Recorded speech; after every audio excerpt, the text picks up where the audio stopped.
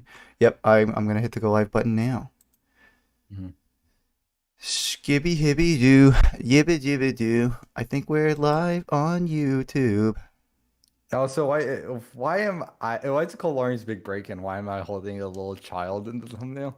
I don't know because I still have that picture of you holding a child from the Children Are Gross thumbnail. Yeah, they are gross. I'm going to do the Mario 6. Do you know the Mario Yeah, 64 penguin level? yes. Yeah, I'm going to do that to the child. And Dang. then there's just going to be a bigger, whiter Roxy that comes over and wah, wah, wah, like at me for Yikes. tossing the child off a cliff. That's not very nice. And I go, so long, good child. Oh, that's really mean. It is. But it's funny though. You're gonna beat up children for your own amusement? Okay, wait, real quick. I gotta. Well, you might as well. I am gonna today because I'm gonna beat your ass up, and you more or less is a child with how short Okay, you are, shrimp. okay. I'll let you be your waifu, man. I'm gonna try being a babe, I think. Because if you can't play as a babe with big breastises, it's not a real good video game, right?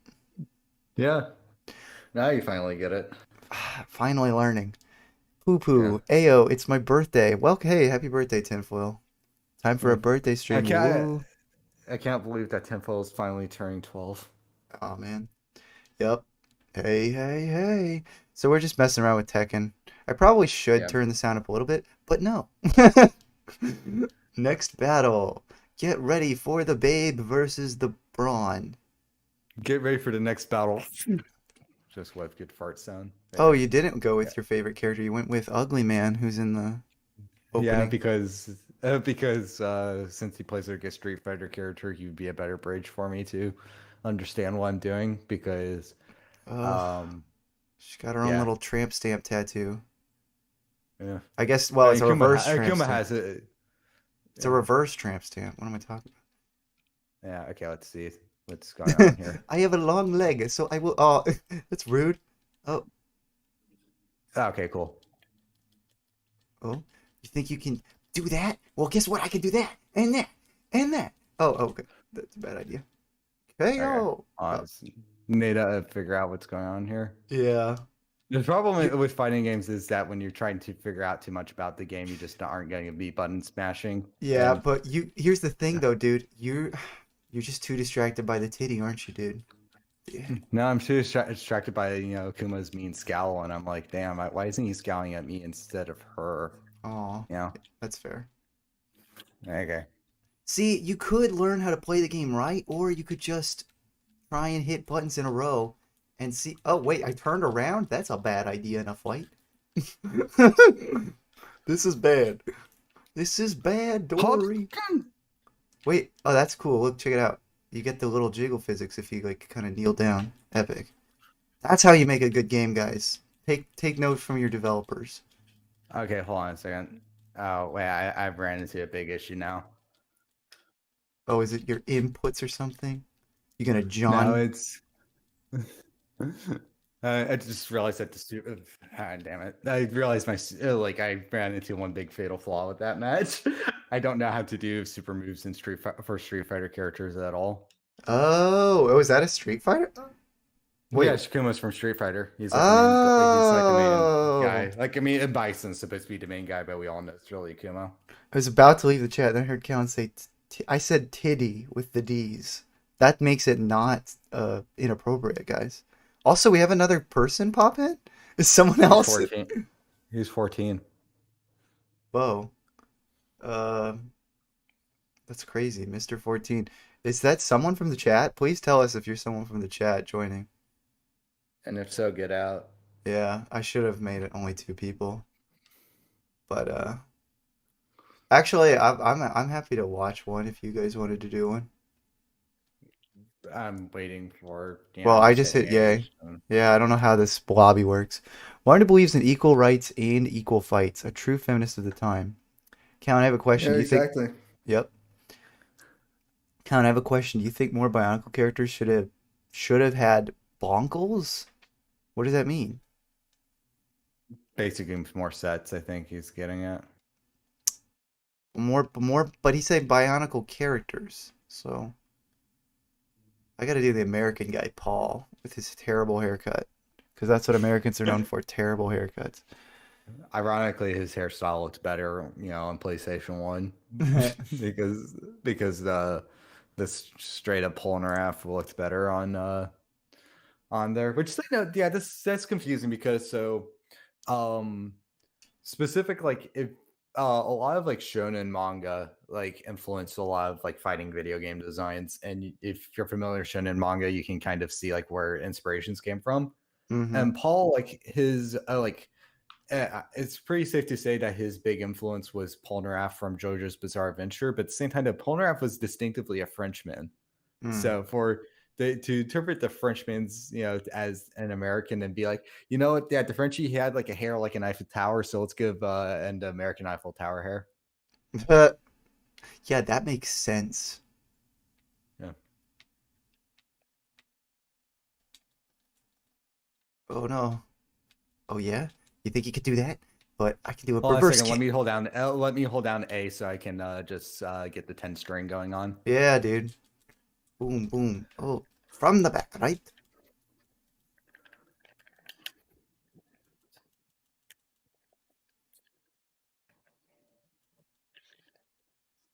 Oh, you got the red energy. No, no, you can't do that. Oh, my balls. Oh my balls! It literally looked like you looked like you went right for my balls. All right. You know what?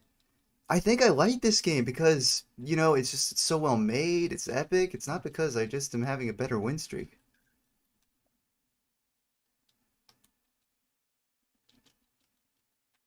Because I just use my long kicks every time. Oh, you did that. It's kind of funny. Is it me or does Kazuya fight a lot like he does in Smash? Is this?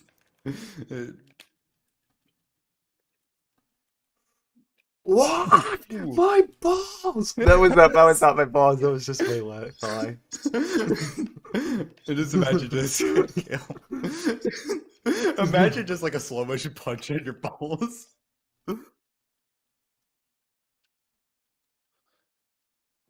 What's a Scooby Doo? The Tekken dude is cool. He uses kicks and punches in. Why am I singing this song? And what's you, Scooby Doo? Where are Oh, you? We gotta get our front facing tramp stamps now. that's not fair. You keep pulling out that move. I can't remember how to do That's that. so fair. Keep playing out that movie. And meanwhile, I'll figure out what directional kick is the best kick. Yeah. Oh, hey, that's a fair.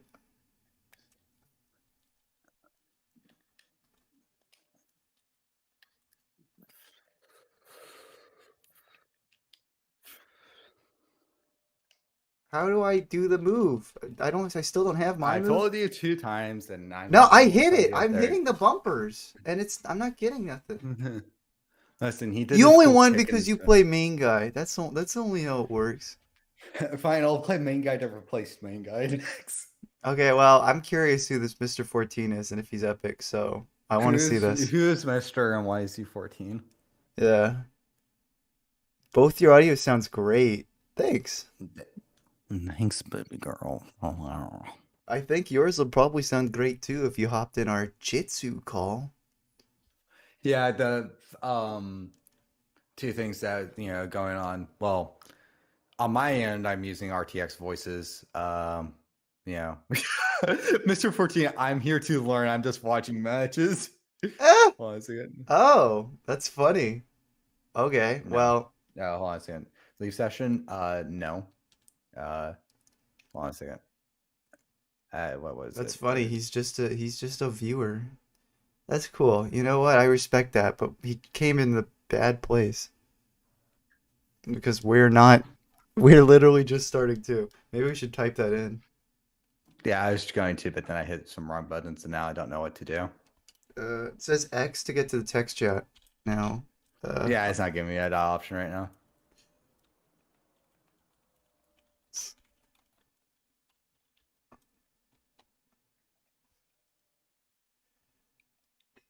uh, Okay, there and we go. also that although now he's in in order. Okay, here we go. Yeah, he keeps deferring, I guess. Hmm. Okay, interesting. Yes, IDS pregnancy. Give me a sec. I don't know what is happening in my life right now. Oh, IDS doesn't know the crazy world that we live in. Our child's a raising wild world. Well, those first three games were fun while they lasted. Now, I gotta pick the bride, because the bride is epic in her Kill Bill movie, right? I wish I could. I can't see you anymore. I can't see you choosing your character process. It just shows my side. It's interesting. Well, I can see your side on stream. It's also I think you chose your characters quicker than I did. That's weird. But yeah, no, it's like it shows your side of all the choices, but it doesn't show your character popping up. It doesn't show you switching around. So it's a surprise every time I see, oh, whoa, cool, you're Edge Man. Why did they put like a hot blonde bride in here? That seems like a bad idea for a fighting game. There's some stuttering going on, so she was doing like some jump cut flipping on my hand. Yeah, that is weird. Did you see it? Yeah, I did. That's very strange. Amazing. Oh, he's got good defense though, which means that you'll never win because a good defense is a good offense, right? That's the. Oh no! Hey, Nothing this will is stop me in my sexism. anime hair that I really wish I had in real life. You wish you had that haircut specifically? Specifically, yes. I'm not even lying. I totally, I totally rock that shit if I could. You're telling me you wouldn't? I wasted it. Uh, I, I mean, I wouldn't be horribly opposed. Let women win again. This is feminism, guys. Oh shoot. I just punched your feminism off. Oh, stop it. You're taking off half my health?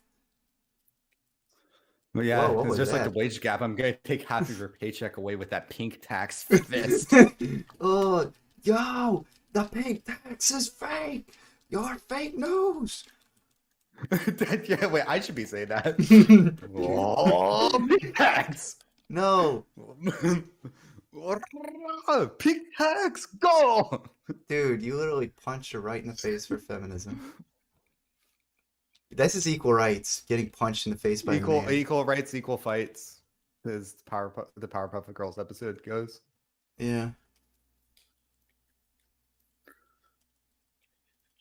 Hey, oh, All right. hit, Which stop. kick are you even hitting? Is like the bottom one or the right one?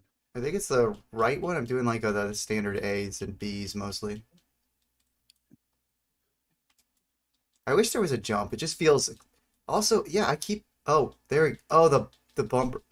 That's cool. Nah. She got a roll in her thing. Whee! That's literally what they do with babes all the time. I can put my legs around you, and flip you around, even though they have no body strength to do that because they're weak women. Caleb, you literally have no place to talk. You took Like away just a my. year, just a year ago, your pectorals were ended, not they were concave, not convex. You know what? That's just because that's true doesn't mean I can't talk about. Call women weak. Just because I'm fucking whippy and strippy doesn't mean I can call women whippy and strippy. Yeah, dude, that's strong. I don't like that. That's why I. This is what Caleb would call his like ideal wedding. Yep. Caleb wants to go into like a volcano because he's the Lord of Fire, Yep. and he wants to just beat up his beautiful bride. Are you saying that I'd wear this cool outfit though, too? Oh, No, damn it. well, it's not gonna kill. The watch is that just killed That because would be so apparently funny. breaking my arm. It's Woo! There we go. Oh, I oh still have my gosh. aura. Look as I walk away with the woman in the You should volcano have picked up unconscious. her. You should have picked up her. What's the? Body thrown her into the volcano.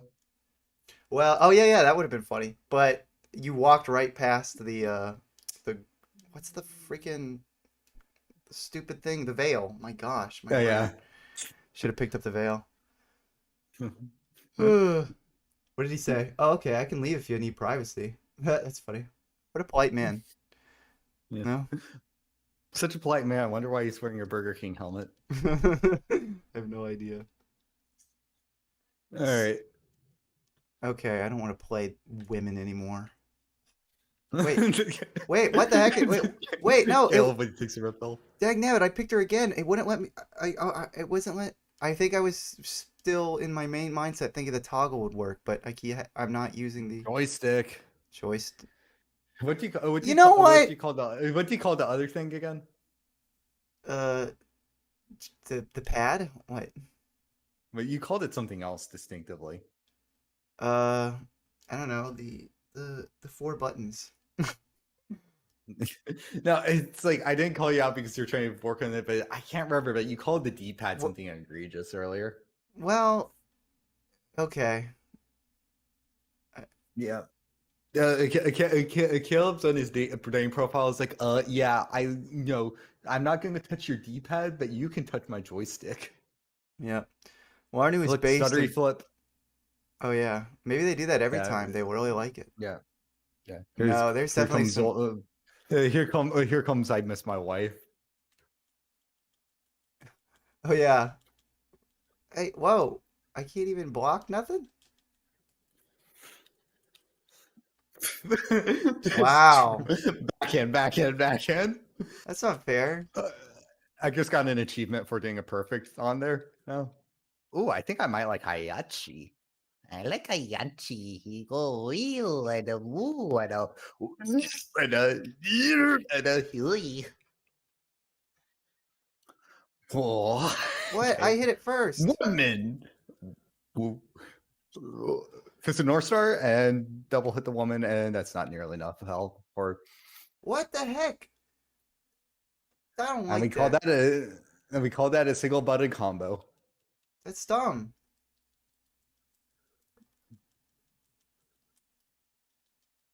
Also, how do you even tell when your thing is charged to do that final move? I can't even. Your character gets an aura, Oh, I like it's see. like Kazuya and Smash. Oh no. Is there a way to dodge that? You were blocking it and hitting it out of it with Miguel. Yeah. I think I like Hayachi. Dang, Navit, you're not as tough as you talk, you dumb woman. Why are you being so sensitive, Gil? It's fun. Sorry. Look, guys, I'm an Yeah, incel. Caleb says he's complete. He's like peak suburban white kid. He goes, "Shut up, bitch," to his mom because it's just I'm an fun. incel, okay? This is He walks it. Caleb's told me a personal story where he said like at 10, like to get back at his sister, he went over and like pissed in her her sock drawer, and then he bro fist his dad because his dad was like a nice one, that good for owning the good for owning women like that. Yep, Like Caleb's dad always talked about putting women in their place. That was pretty like a thing much. that he taught from a young age, type of Yeah. thing. My dad was not a Yeah. good person at all. Yeah. Just It's kidding. like he'd say to his son, put your sister in her place, and Caleb just gently placed her on the high chair at dinner time Get because that ready was for her the place. next battle. And then after placing her in the high chair, Caleb would kick the legs out, and the sister would fall. Yep. Well, now I'm going to Yeah. play the character that you wanted to play, and you're going to Yeah. play the character who is Caleb, how does it know that JoJo will probably sooner lose his virginity than you? not great, brother. What do you want, brat? Is what I say when Jojo tells me that he's getting laid more than I am. What do you want, brat? I like the volcano level, Yeah, all of them. fire is cool. Yeah, there's like a I, few. I, I had to make if I had a fighting game, I would make every level a volcano level, and we like that. We like that, don't we? Man, what a hassle. Oh, okay, cool. Now we get this thing where it just looks like a slasher movie for a second. Yeah, what?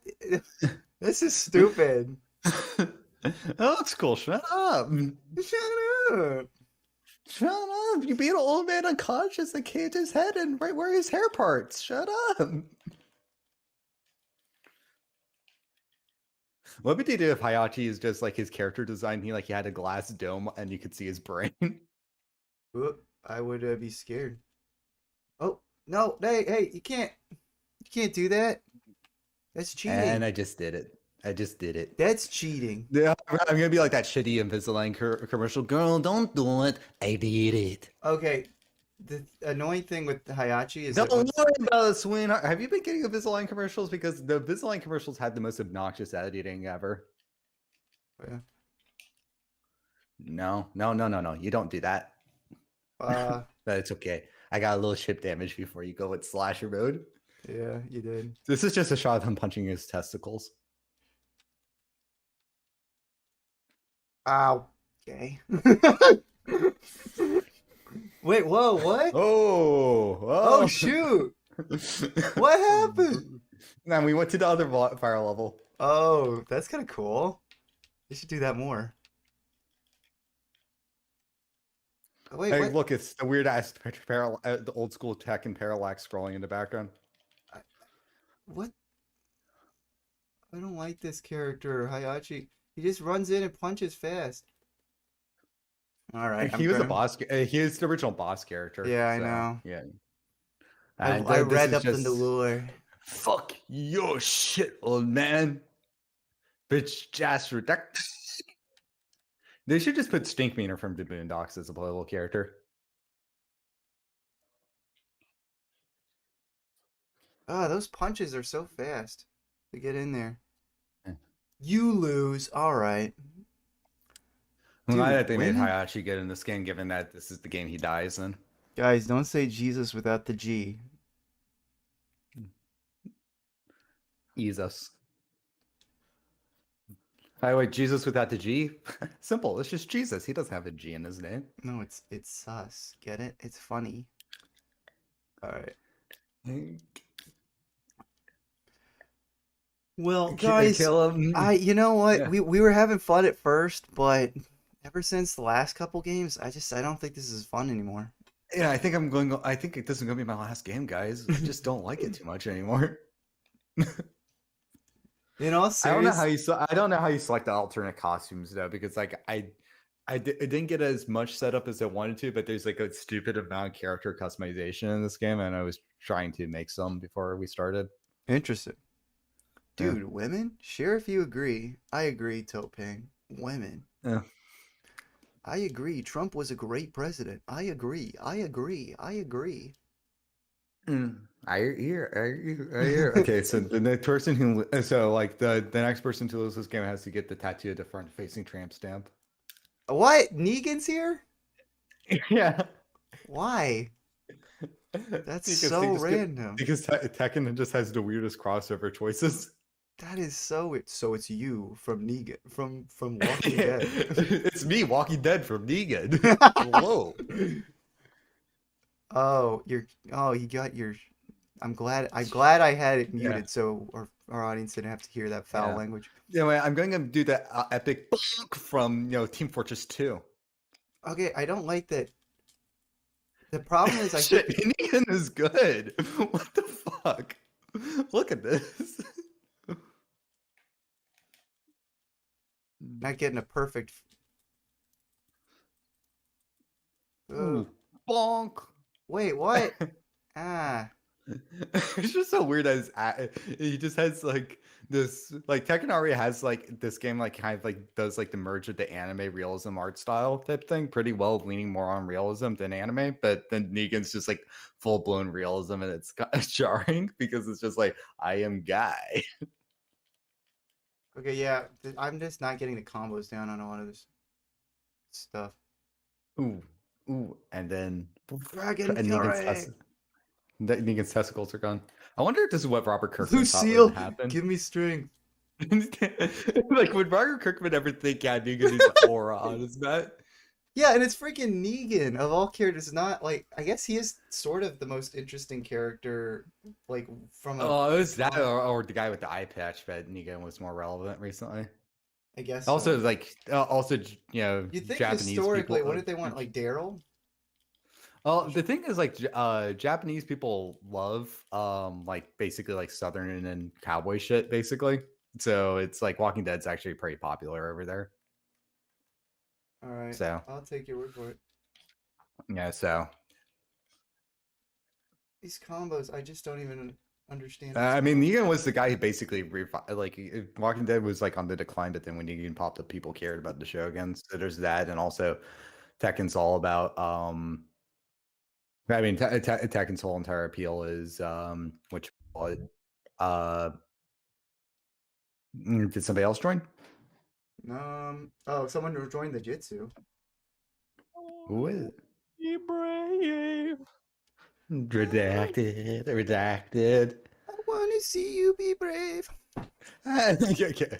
IDS hoping the best for his homies. I want to see you get laid. Redacted. Redacted. I want to see you get laid. Redacted. Oh, You find that's- redacted? You found redacted? Yeah, that weirdo crone is redacted. Cage is winning most of these games now. It's not fair. Cage is winning. I'm glad I Stop got. bullying, guys. I'm glad I got two. Yeah, yeah. Charlie Sheen is epic. Guys, can you start describing your favorite Charlie Sheen moments in the chat, please? We're gonna read them out. Charlie Sheen X epic bacon muffins lols. Yeah. ICANN has Charlie Sheen burger. Yeah. Did you know that Charlie Sheen is bipolar, but he's not actually bipolar. He is by winning. He has I- tiger blood. He's late epic meme, man. Speaking of Tiger Blood, I'm gonna play as Mr. Tiger Blood now. Okay. But yeah, it's I was mute, so I couldn't say my joke. But it's like I'm on a drug called Charlie Peen, as in I snort cocaine and taking a dicking. Oh. Wait, I didn't get it. Wait, you snort cocaine and you pick at your dicking. What did you say? No, take a dicking. No, well, no, he actually does pick at his dicking because he has a kidney stone in there and he's got to get it out. Ew. Yeah, I scratch my cock so much I got a bacon ninny.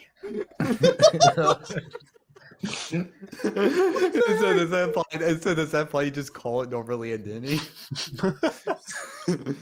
This As is a- terrible. This is awful. Ugh. Someone had to do it. I'm glad it was you. I didn't want to play as that Yeah. thing. IDS, how was getting into TF2 going? I put dispenser here. Got it. when you're with a beautiful babe on your one night stand, do you say put dispenser here to her? Yeah, I fucking go bonk and then fucking stick my feet inside her. Then you say after you have sex with her, thanks for that, tough guy. Yeah, I'd be erecting a dispenser. What would you do if she said put dispenser here? She just point to her face. I'd go booties. What are the quick jabs? I don't even know how to get these quick moves in. It's angles and face buttons. It's basically just tilts the game. Oh, just My name is Caleb, and of all the TF2 characters, Demo Man makes me feel very uncomfortable. You know, Demo Man is voiced by the same guy who voices Heavy. That's racist. That is racist. Yeah, it is racist because that guy took a black role. Yep. Yeah, that guy took a Russian role. I mean, like, that's really racist, dude. Yeah. Okay, debate time. Russians, white or Asian? White. Well, they're Asian because most of Russia except Moscow is in Asia, but they're still Yeah. white. Yeah, I can't adapt to this. Like what? Caleb's like, I'm so used to calling them white. I can't adapt to calling them Asian. But yeah, no, it's like I mean, like historically, like Russians consider were like a Eastern society thing, but then it was like Peter something another, one of the Peters. When you get to royal rulers, they get some sort of number that no one gives a shit about. But though, anyway, it was Peter something another. He was looking over. He's like, hold on a second. Europe seems like that they're taking over most of this shit in the world. Shit, yeah, we need to become Europeans. And so he rebranded Russians as European. It is me, Russian President Peter Picanini. You can't say that. Also, Toping's Dude, imagine if like a heinous epithet was actually just like a traditional last name in another culture, and it's I like, but mean, like, yeah, exactly. Like, I mean, we President, have it. We like, have shit already, like Cox, being like a last name or something like that. yeah, But we don't have anything. yeah, I'm telling you, Peter Piccaninny. We don't have anything as bad as that in reality. what is this I, guy? I like the number 3 Oh, on your wait. timepiece. I was opening a account for a Zionist church, right? What is this intro? But the Zionist church, they're all kind of Ghanaian people, right? Guess what Yeah. one of the trustees on the account was called? Peter. His first name is literally Big Brain. Like, that was his first name. Wait, how did you get the name Big Brain? How's it spelled? It's spelled like Big Brain. You should see some of these African names, right? They Wait, literally is it are with crazy. the hyphen or with the hyphen or no No, hyphen? just one word, Big Brain.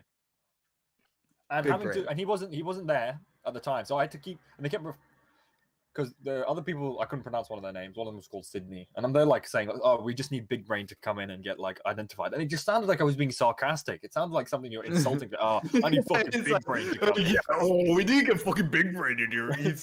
He thinks he's so fucking smart and cool. Yeah. But some of the names they have, there's an African kid who was about 15. I'm just doxing a bunch of people who used to come into Midsummer. His first name is Wonderful. His last name's 101. No, his first name is Wonderful. There was a guy whose surname was Steel Pulse, which is actually a pretty badass name.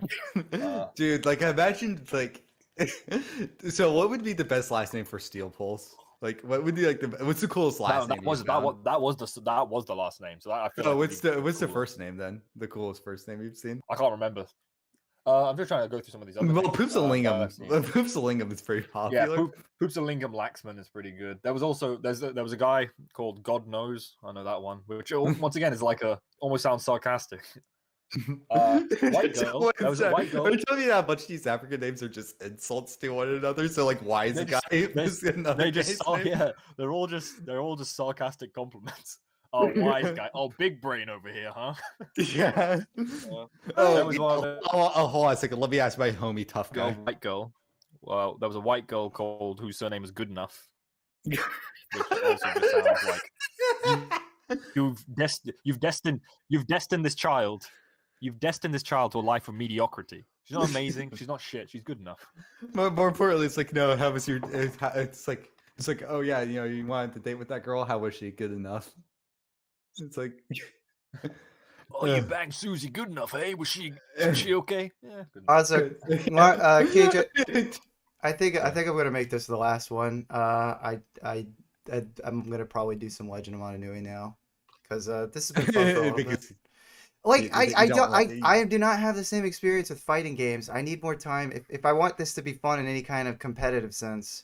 I'm figuring this out as much. I'm figuring out this as much as you are, dude. No, but you're more adept at knowing how to do like a lot of these tilt things in general. Like you have more of experience of doing that historically, and I'm not. That's not just a John in general. That's just the way your brain. It's just not fun. If I'm just gonna be consistently, I can't. I take these games. Just the way I play a lot of competitive games, my brain just gets in them very competitively, and I get real quiet. For a stream environment, it's just not the best, like for continual. What is fucking Caleb Big Brain good enough saying right now? Small brain. I'm saying I'm a small brain. You are not good enough.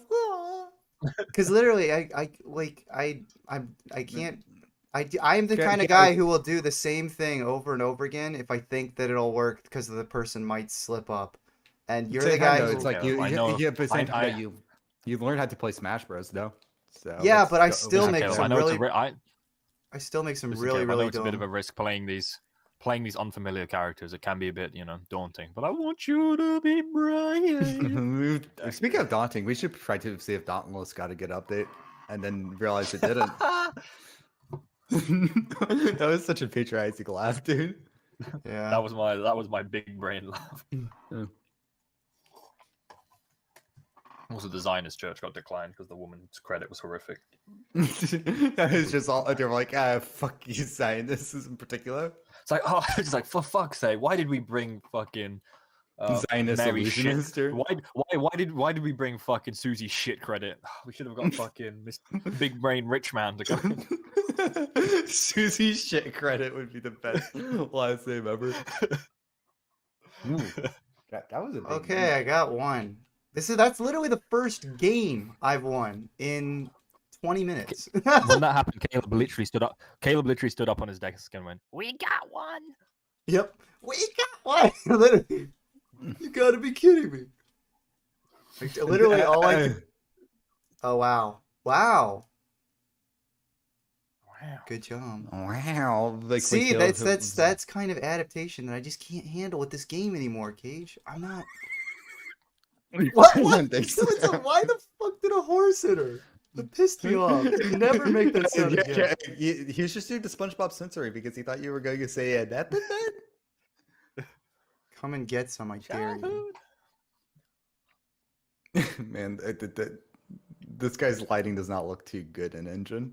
Yeah, this is really weird looking. That's your problem, Caleb. You need to play as him because he's the Final Fantasy boy. So he's the Cloud of this game. Wait, which game is he from?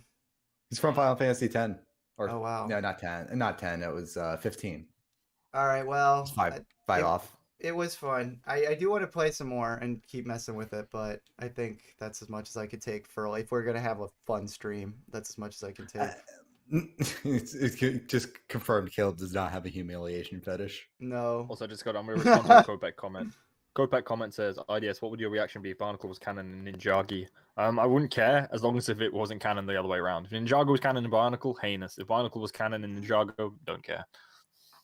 So, what if there's an episode in Ninjago where they walk over and then they're like, "Whoa, we're in the back lot. There's Johnny Thunder, and Tequila is over there too." Whoa! Would he be like cool, or would he be like?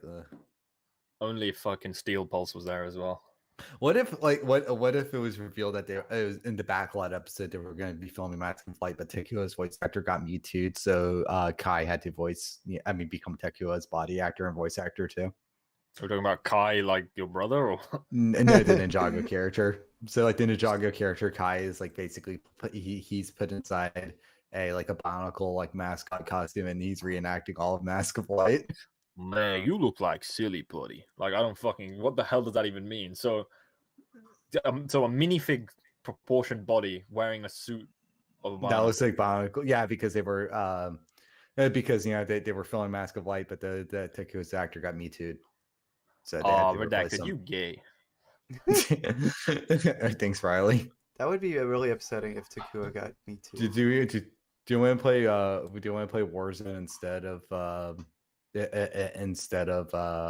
Legend of Mana Nui? Play that. I think I probably can't be on here for too long. Too long. Yeah, if we want to mess around with Warzone, we could do that. I hope Jalokin will appreciate his two. I had no idea where I was going with that, so I just bailed. So. I hope you could have done two since Kopek. IDS is bailing, so it's just going as he's just flying away.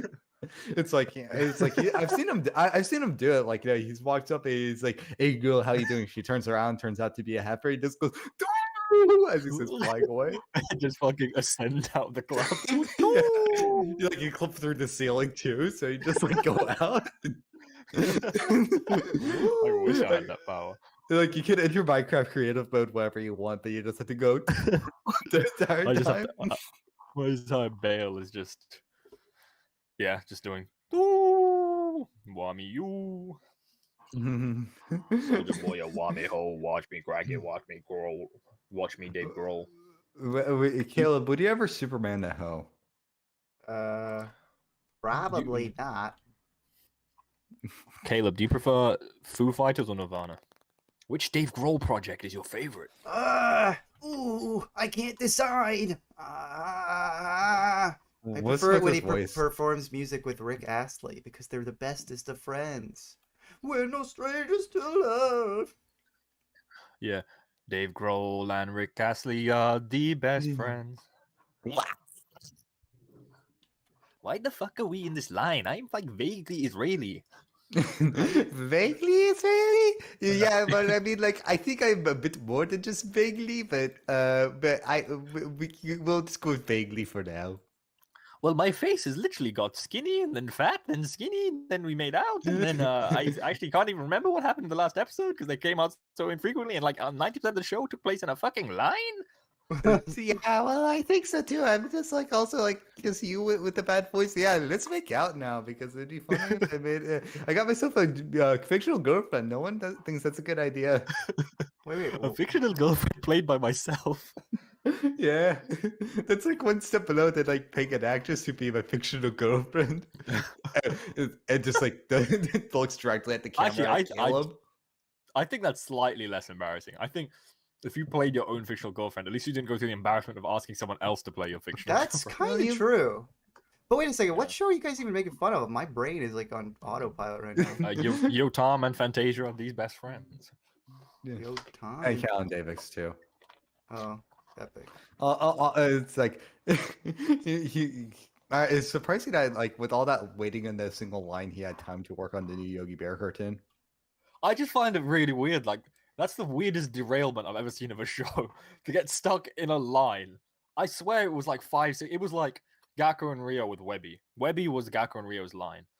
Like Webby was just like only a couple episodes, but you like landerized it to such a extreme because it was just like the episodes were close to one another and they were long sequences. Yeah, well, look, we had 2 shows with 2 vaguely Israeli people. You can't say that. Man, yes. You can't say that, dude. You're lucky that you're cancel proof. You're Listen here, look. uncancelable, dude. Let me say this: like, the producer of the Spider-Man and the Venom movies, Avi Arad, favorite Hollywood personality. No, he's No, not. that's a joke for that's like a joke for literally no one. That It's a- joke literally appeals to no one. Except No, me. yeah, but me, because I'm such a Spider-Man, especially Sony Spider-Man fan, that I know. Yeah, in fact, yeah, I think this joke is the most specific to Caleb joke in existence. Yeah. Kate will get Yeah, it. because it's like because it's like I mean Arab I'm like kind of like vaguely familiar with, but then Caleb is like intimately familiar with. Like Spider-Man Caleb- movies, he produced Caleb has all been- the yeah. Raimi films Yeah. and the. Caleb has been intimate with Avi Arad. Yeah. Yep. Sexually. Shakshore. Oh my gosh, I can't get this little icon. Avi and Arad are the best friends. Number Yeah. 12. Burger King I'm- shit lettuce. Arab Last thing Sun. you'd want in your Burger King Arab Sun lettuce. This game is so good. Man, I cannot believe they didn't finish it. I can't believe this game is so good. I can't wait to introduce it to my Arab Oh, this son. game is so fucking good. It makes me want to fucking. Oh, this game is so good. It makes me want to fuck animals. It just turns to Jetpack's hard right and just like crashes into all the Makuta and kills them. This game makes me want to fucking kill myself. I'm still the baby. The level, like the memes, are so layered.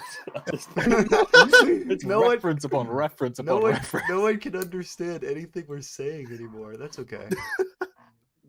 Yeah, yeah. What's that? Some other ones in there. Queen love is come and rescue me. No.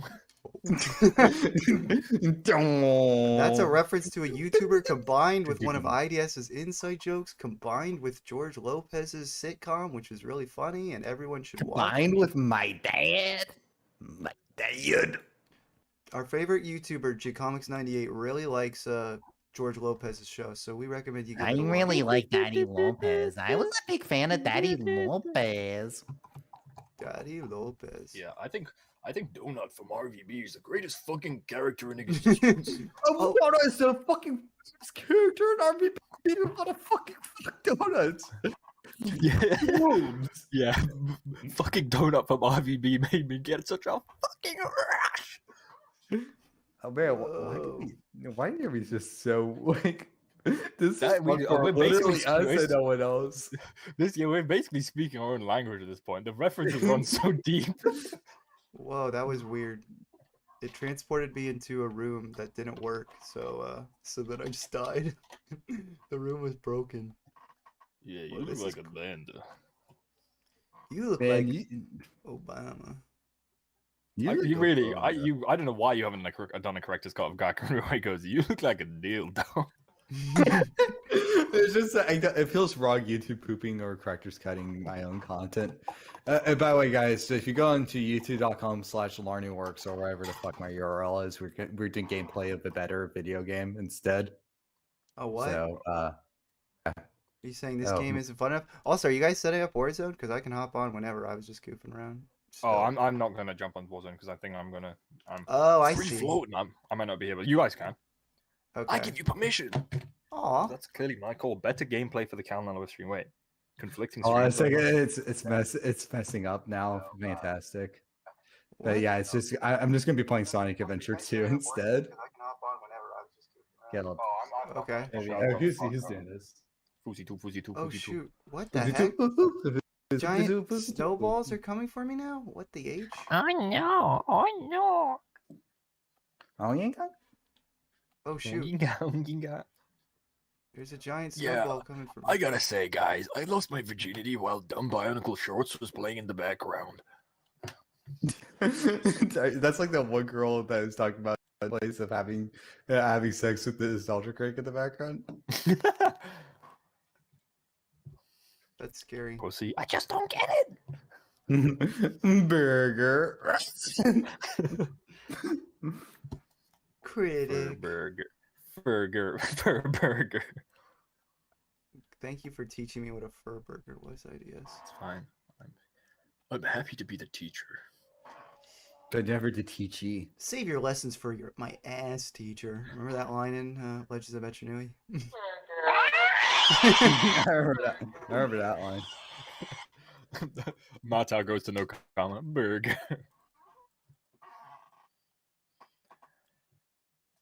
Vegans. Oh, hey, cool. They actually do have the red star in the sky in this game. That's sick. Whoa, I really like Doja Cat. Yeah. Why you guys get a crap one? Excuse me, I think Doja Cat's just like that, personally. Look, bitch, I'm a cow. Bitch, I'm a cow. Bitch, I'm a redacted. I ball like a baby. Not ball as in Jay-Z. Jay as in Leno. I'm gonna ball Jay-Z homosexually. I've got a Yeah, Caleb's huge gonna- mansion. Oh, Caleb's gonna bull gag Jay-Z. Ever ball gag Jay-Z? don't Better you move, ever. Jay-Z is lazy. Wait, what is going on here? It seems like this is weird because usually you go to new areas with new things, but now I'm in an old area where suddenly snowballs, Indiana Jones is dropping on me.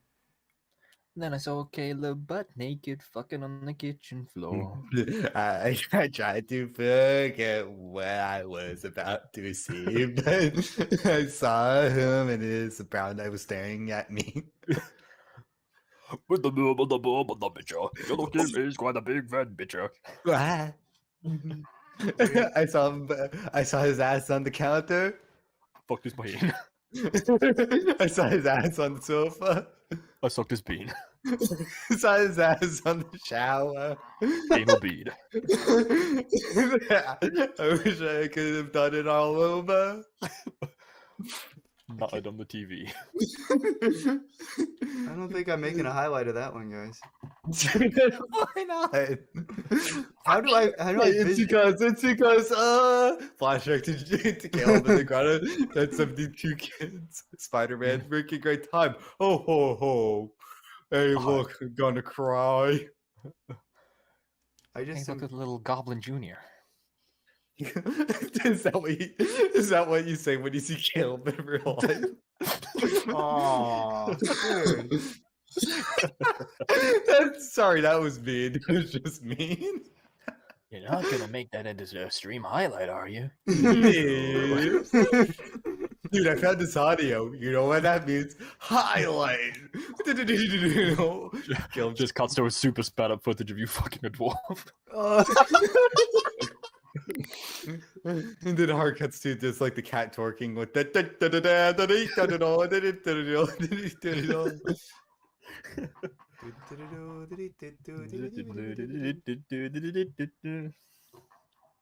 Funny meme redacted, as they say, listening to that guy talk about his cat. Go dance. Johnny, you're my lover, you're my babe, you're my dream girl. You know you are my peeps when out with me, Stussy.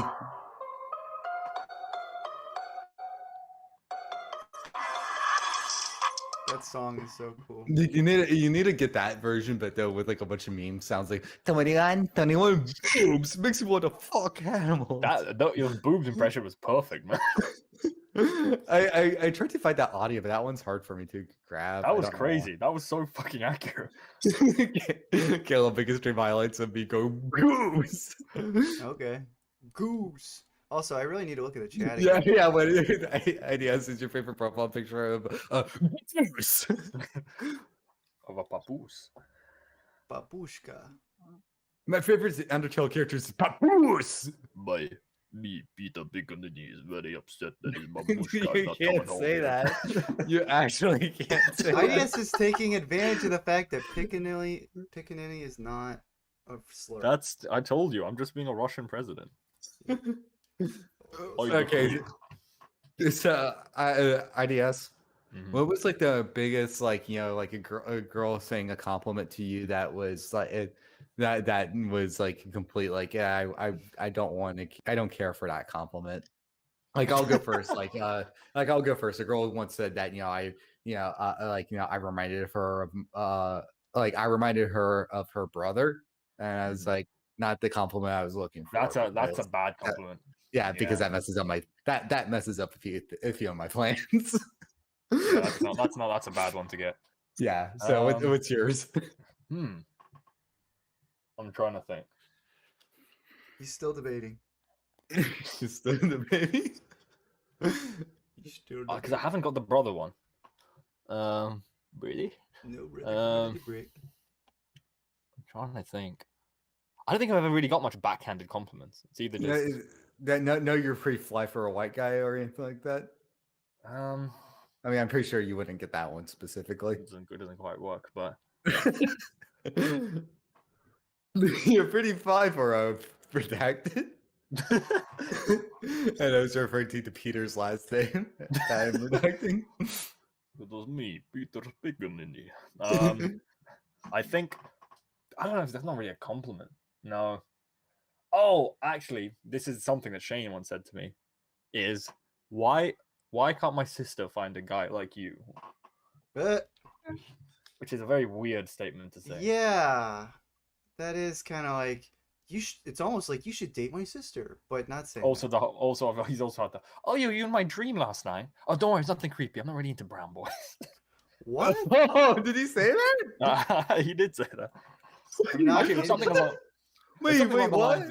It was something along the lines of that, or brown boys don't float my boat, or something. I don't know. That is. I feel like that's worse than the other one. No, But that's not a glad Steve's compliment, not into me. technically. Fuck that shit. Yeah, it was just like a related statement that it reminded me of. Yeah, Yeah, that's okay. not a compliment. That's just, and it's not an insult either. It's him. Yeah. It's his sexual preference. Why you got to judge, Cage? No, that is insulting. It implied that Shane wouldn't want IDS. No. Well, is it? I is mean, it- I will say this Do you think sister there's a comment- racial I mean, element to not being attracted to certain races? Like a racist element? well, we'll get to that in a second, but I Okay. want to just get onto the point though of like the comment though about the thing is like I know it's like the why my sister find a guy like you. It's like I don't know, like, and I've had this thought of that of like if IDS I mean I'm trying to think of the best way to put it. So like if like I've had the thought where it's thinking like if I had a friend that that like say I had a daughter and her boyfriend had a personality close to one of my friends, which friend's personality would I want her boyfriend to have the closest to? And I'd probably say it would be IDS's. So So your daughter would be dating Peter Piccolini, basically. I mean, basically all I'm saying is if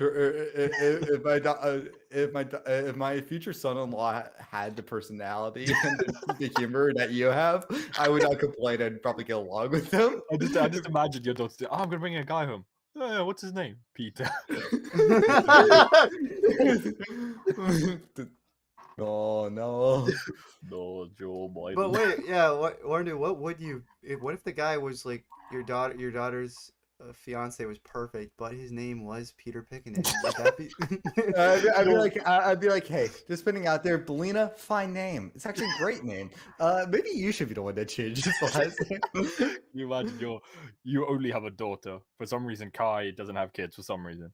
Your bloodline ends with being redacted by Piccadilly. That would be amazing.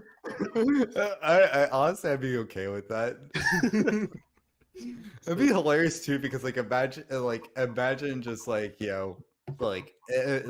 the field that I'm working in, like people know about me, and so then it's like, oh yeah, let's do video game composer Cage Bellino. Let's check out like his biography, and then you get like the YouTuber documentary of it, and being like, his bloodline ended after he was taken away by the cat.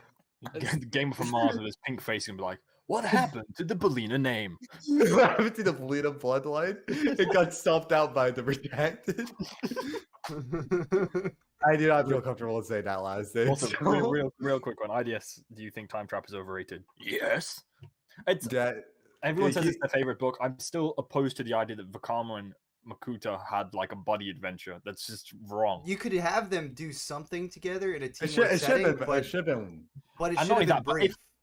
and not only that, but if it happened, it should have happened earlier than after their conflict. Like after he's done what he's done, and it feels really like in poor taste. Like if it was earlier, killed Leekon. Yeah. Yeah, exactly. He's killed your mentor, your basically hero, and then you're gonna buddy up. It's just bad. What are you doing?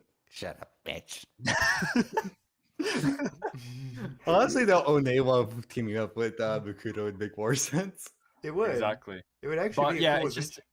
It's just weird. Yeah, I feel like it's a bad time. Time Trap took place earlier, like before Vakama had like a bit. Well, before Makuta was still showing evil tendencies, maybe, but hadn't like executed his plan yet, maybe. But for Vakama to team up with Makuta, and for them to have that history as well, feels for it to not be touched on at all in Madanui is weird as well. Yeah. I will say that and as far as expanded lore eras go, it's interesting. Like I do have my preferences of like specific eras of Bionicle, but I will say that in retrospect, I don't love Metro Nuri nearly as much as some of the other arcs in there. Like I mean, I'll be honest, even though I'm actually not like a fan of the Mario at all, like probably at this point in time, I actually would almost prefer the Mario for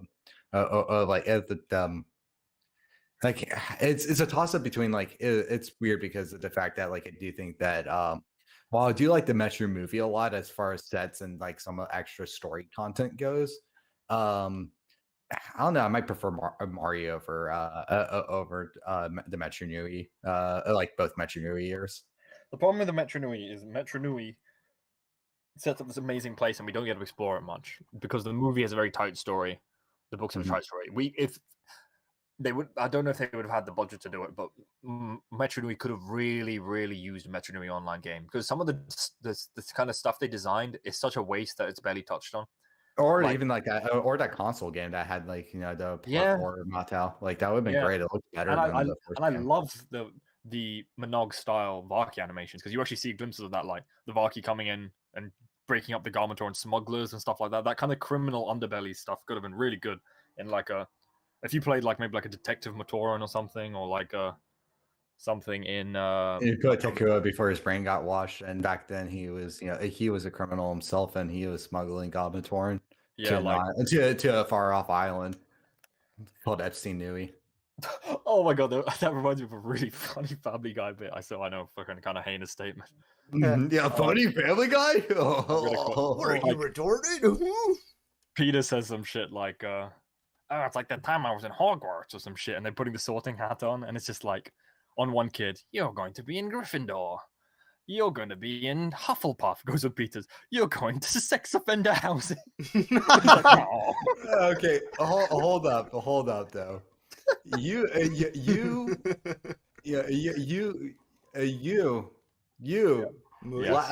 actually paid attention to a joke about Harry Potter. That's how much I appreciate this joke that I had to tolerate Harry Potter shit to get to it. The idea of Yeah. someone, the idea of Peter Griffin having a sorting hat telling him he has to go live in sex offender housing is really funny. It's not wrong though. I mean, Yeah, I like how the show kind of acknowledges that he's a fucking degenerate. there's literally a joke in Family Guy where he's like, "Hey guys, we're all here. How about we watch some porno on the couch?" And then Joe goes, "Hey Peter, I don't have working legs. Also, how old is that girl?" And and Peter goes, "Ah, hold on a second." And he just drives out to the middle of the ocean and throws his laptop onto the ocean, and then he drives away in the boat, and then a fisherman comes in and pulls up basically a whole entire net of laptops that people threw in the ocean. Yeah. And he was like, "Arr, it's a good find today." So That's cool. yeah. Also, it's the only thing that maybe that I butchered that last part, and also there's no mentioning of Joe's legs not working in the joke, but yeah. Yeah, I kind of thought that might be the case. Yeah. This I game. saw a I saw a post. Hopefully, I sent it on Instagram, but I didn't. But it was some people talking about, the guy from.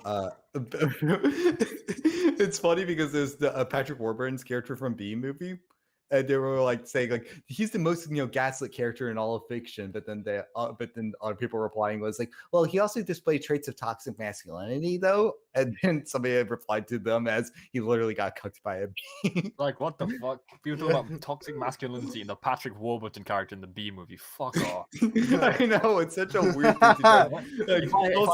Also talking about gaslighting too. It's taking that, using those extreme modern buzzwords for the Patrick Warburton character in the B movie.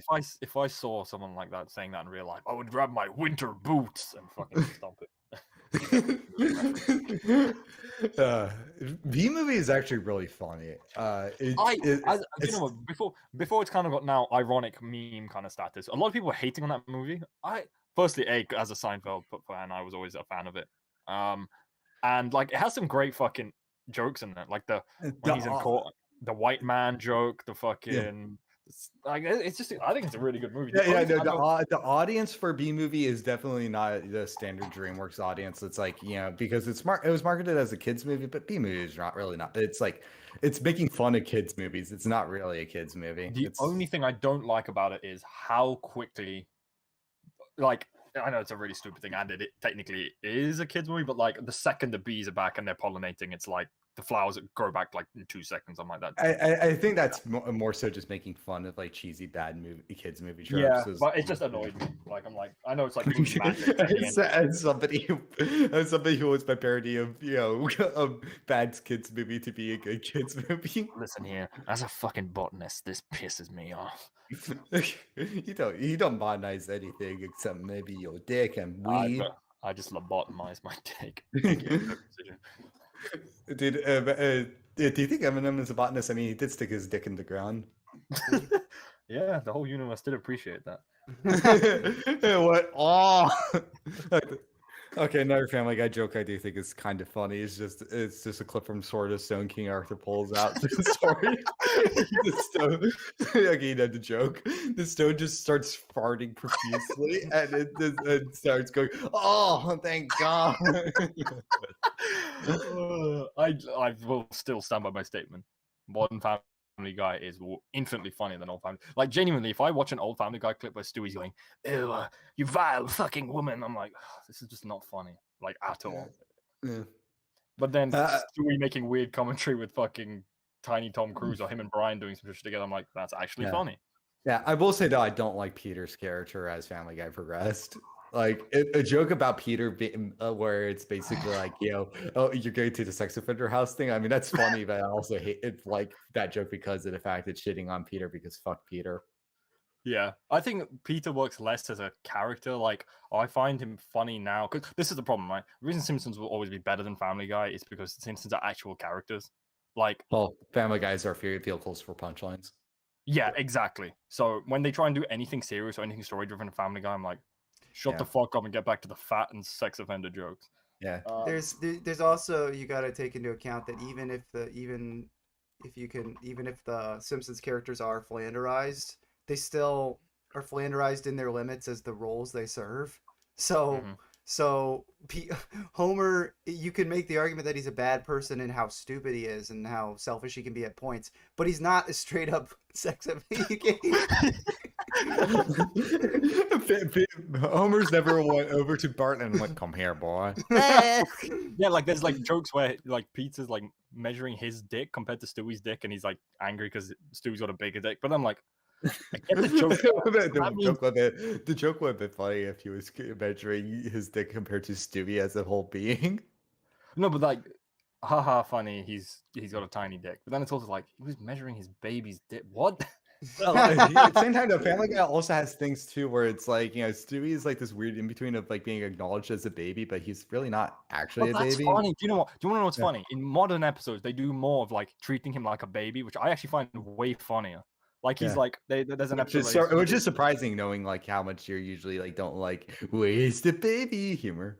But it's funny because he's portrayed as like a genius, then he can't do anything. Like he's like his cot is being pulled out of his room, and he's like, "No, it's never gonna fit." And then the fucking thing goes through the door. He's like, "Wow, I got to get better at shapes." It's like that's actually a funny joke. That is a funny joke. To quote Game Grumps, "Funny joke." Yeah, That's Jeremy, our friend Yoda. that's Jeremy Piven. Funny Jacques is what John Tron says that he strangled the bird. Is Jacques Is dead? that bird? Is that bird yet? Yeah, is that bird dead yet? I feel like it Oh. better be dead by now. I mean, didn't he get killed like in Starcade though? Why Like did he live on camera? drop it from his branding? Why did he drop it from his balcony? Dropping a bird from a balcony is not that bad. It can fly. Yeah. Well, it depends on the bird. Of I mean, course. if a pig would you just plop at the ground, maybe Yeah, you bounce a fucking little? you drop a kiwi, that shit's going splat. Yeah. Yeah. Oh, by the way, Caleb, I was looking and I found that there's a Kiwi Farms article about you. Cool. Wait, What the fuck is that Kiwi sounds Farms? like it's fake, but also it sounds like it could be real. What's Kiwi No, Farm? Kiwi Farms is basically like it was originally the Chris Chan forums, but then it just got turned into general lolcow forums. So I'm a it's like this. lolcow? Okay. Yeah, dude, you have a Kiwi Farms article Are now. you? I don't know if you're kidding. I'm kidding. Uh, I did get Caleb to, but we do have the soundbite Caleb going. Actually, wait. Yep. One sec, I just pulled up KiwiFarms.com and the fucking KiwiFarms.net top one: lol cows, international click, Brianna Wu, Christian Weston Chandler, Gunt. What the fuck is a Gunt in here? Phil Bennett looks like Phil. Timmy Tutor, Jonathan Yaniv. Yeah, it's like the thing with it though is it's like there's also like the guy who ran this site. It's like there's like a lot of shit that goes with that that's with the site too, and it's like I'm not really. It's the weird thing about it is it's like on one hand it's like the stuff that that site has. Sometimes it is interesting, like what that they put together, but at the same time though it's like I mean you just you have like basically like the toxic side of forum culture is pretty much put on full display on those types of sites. On top of that too, you also get like local articles made for like people that like I wouldn't even like. I don't know, sometimes it's just a little bit of like I'm not sure if this is like fully warranted or these aren't really locales and just people Yeah, I feel like shit this, on them. Yeah, that probably falls. I'm sure. Funny meme for some people, but people are just probably trying to find the next guy, and they might just end up inadvertently bullying someone who's not. Yeah. Of it. Or it's just like this being like, oh yeah, I don't like this YouTuber, and going after them. And even if it's like you point out, some shitty things about it, it's like you're like, yeah, but it's not really like the reason why Chris, like, as mean as it is to say, the reason why Chris Chan is funny is because of the fact that it is because it's more than just, oh yeah, he's a target that deserves it, Yeah. It comes with like like his responses and going, I can work on it, and like those types of things, like if you had a local article for like somebody like Joji or something like that, it's like what are you going to get out of it with the trolling and all that type of stuff. That being said, though, Jackson local article might be viable now, given how he cried about his wife. Jack's film. Daddy, Did you say Jackson? It sounded like you said Jackson. Jackson. He said Jackson Films. Michael Jackson Films. Well, I'm gonna watch it. It's first We're I'm gonna gonna be. wash. Also the guy who runs the sites, said some Redacted stuff. well, yeah, I'd say redacted stuff. Probably, it's like I can't. The best way to describe it is like it's like it's like you sometimes have people who are like edgy, but to the point where you're kind of a little bit like, I'm starting to wonder if this guy is actually a problem type of edgy. Yeah. Right. I mean, so you have that about race, and then on top of that too, the guy is um, like, well, the thing is, the guy gets labeled as transphobe, but he claims not to be, and so there's like a lot of he said she said about it. But there was a thing where basically there were incidences of the site, basically, the site is wrapped up in a trans person suicide, basically. Yikes. That's not great. Yeah. So No one likes another thing too. suicide. Yeah. Suicide jokes are never funny, right, Ideas? Yeah. Yes. Also, I like how the only comments I got was from Nicole streaming. Bro, I can't see anything. I'm going back to Callan's stream while I was trying to set up this thing because there's some issues. Oh no! But now there's gameplay stuff. So if you want to see Sonic Adventure 2 Nope. instead of Bonkle, boring game. Boring game. You Yeah. take that back. If that game wasn't boring, then why wasn't it made? Mm-hmm.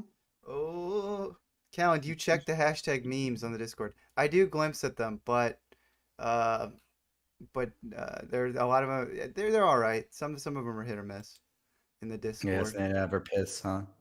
Yeah, I don't really use the Discord a whole lot because of the fact that I blogged. I use Discord for work and I use a different account for my work stuff. So I'm usually Not logged present. in on that. Yeah, I'm just not present.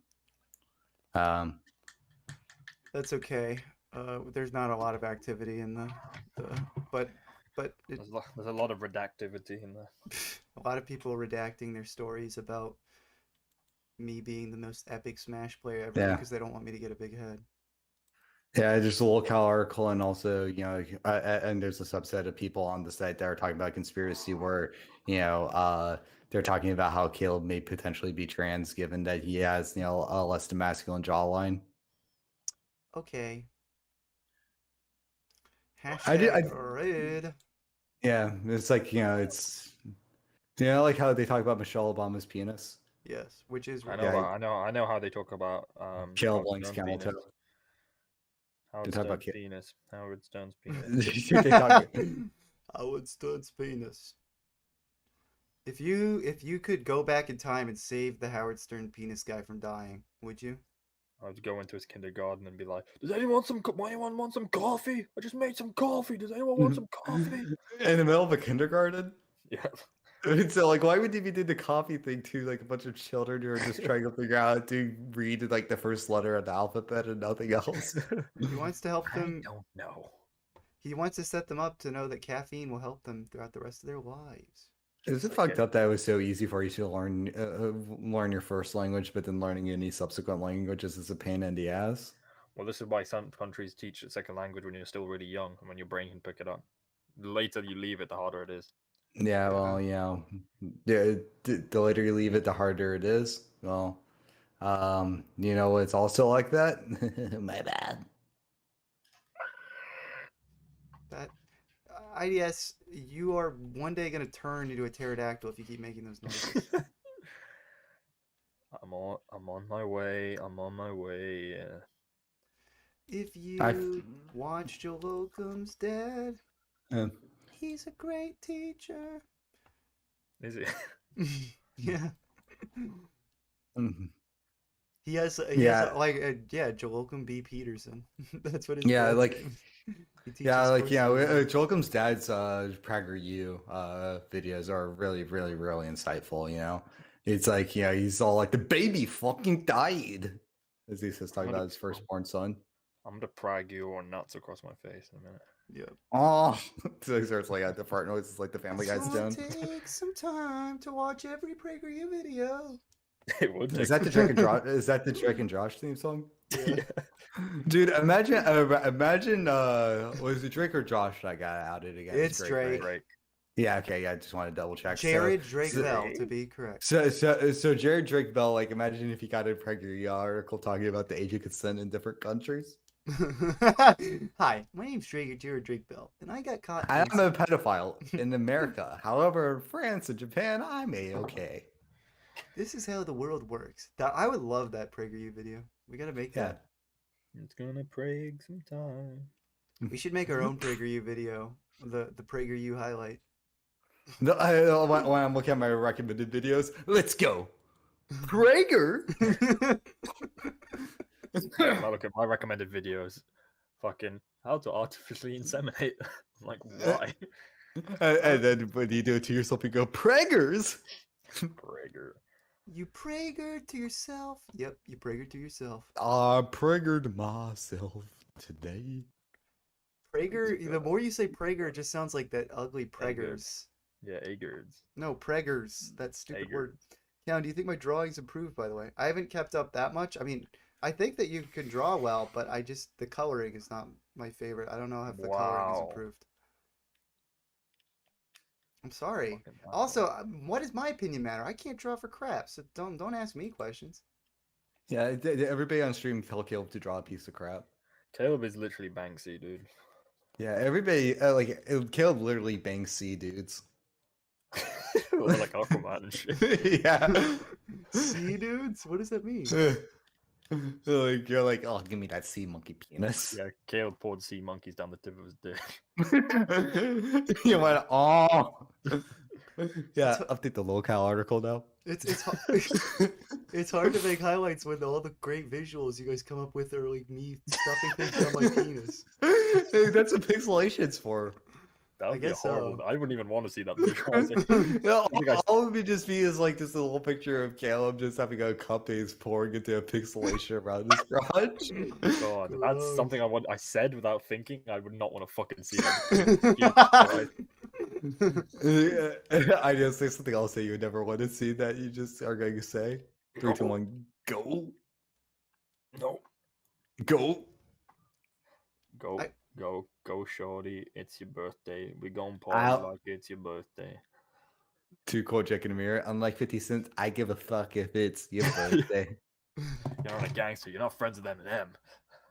I've been watching a lot of Jack in the Mirror. Like, I am disappointed that they didn't get that TV show thing because, like, I actually do You know like what? their. You know actually their problem. I think it sounds stupid, but them trying to hitch their wagon to Ed Helms, which was kind of what they were trying to do, which is why Ed Helms is revealed as Mickey at the end.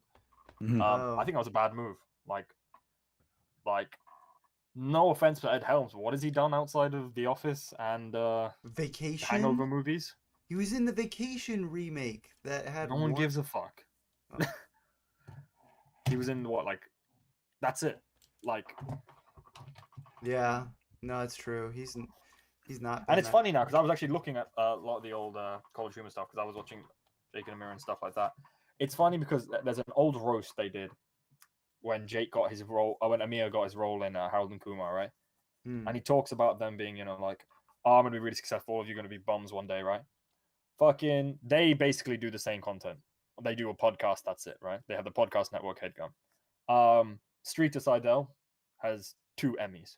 Sarah Schneider, 1 Emmy. Dan Gerwish, 5 Emmys. Patrick Castles, who is the last original cast member that stayed on for the longest, has got an Emmy. They're all Emmy winners now. Yeah, but College speaking Humor of which, guy. where is Pat even nowadays? Because I was trying to see. Like, He writes for Full Frontal with Samantha Bee, which is really ugly. Ugh. They basically shit. basically all these guys either write for late night or they write for SNL. That's it. So it's like you can say, okay, they've got the credit in in Hollywood, the TV industry, but like they're writing these terrible late night shows. So Yeah, I know. it's but like they probably, but they yes, they're winning, but they're also legacy wise they're really losing. They're just I don't know. I Like, mean, like like- at the end of the day, they're one of a team. They're not Yeah. the stupid Yeah. face of it. And like I said, I think it's more of a flex. Even though Jake and Amir will have all these fans and their series is great and whatever, right?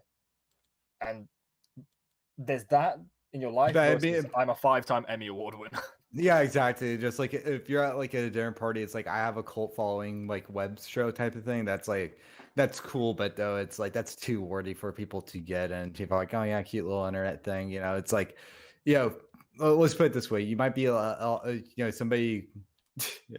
Like, what's more impressive, saying that you did stand up a Netflix special, or you have a multi-hundred sub YouTube channel? Oddly enough, the Netflix special will And not only that, perk but our a lot of ears. these College Humor guys, they were in web show, like hardly working stuff. A lot of the old stuff is really funny, just as funny as Jake and Amir.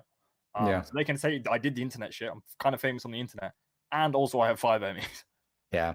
Yeah, but they're Ah. not that. Well, I don't know. I don't know if All I'm that saying was is, from a very why specific did time. Like, but not, you don't even have that many people talking about like, man, Ray William Johnson is so epic with all the equals three. Like, I That's remember true. all the epic three equals three stuff. So these That's people's true. But like names, I said, these things have cult followings. Like, right? as someone who used to watch this shit back in like 2008, some of those videos like are fucking.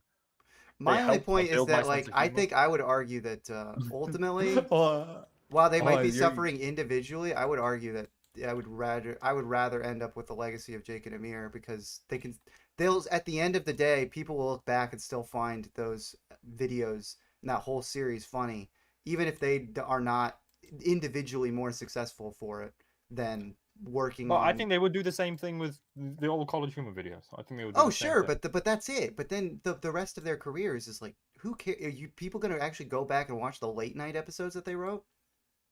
Probably not. But then once again, now that Jake and Amir is done, aside from the very specific niche of Jake and Amir fans and the specific within that group of the people who still follow them as personalities, who is listening to their podcast? Right. I like Jake and Amir. I watch Headgum, whatever. It's like basically discount Jake and Amir, and I do not listen to their podcast. Yeah. No. And I'm pretty much as a very big fan of theirs.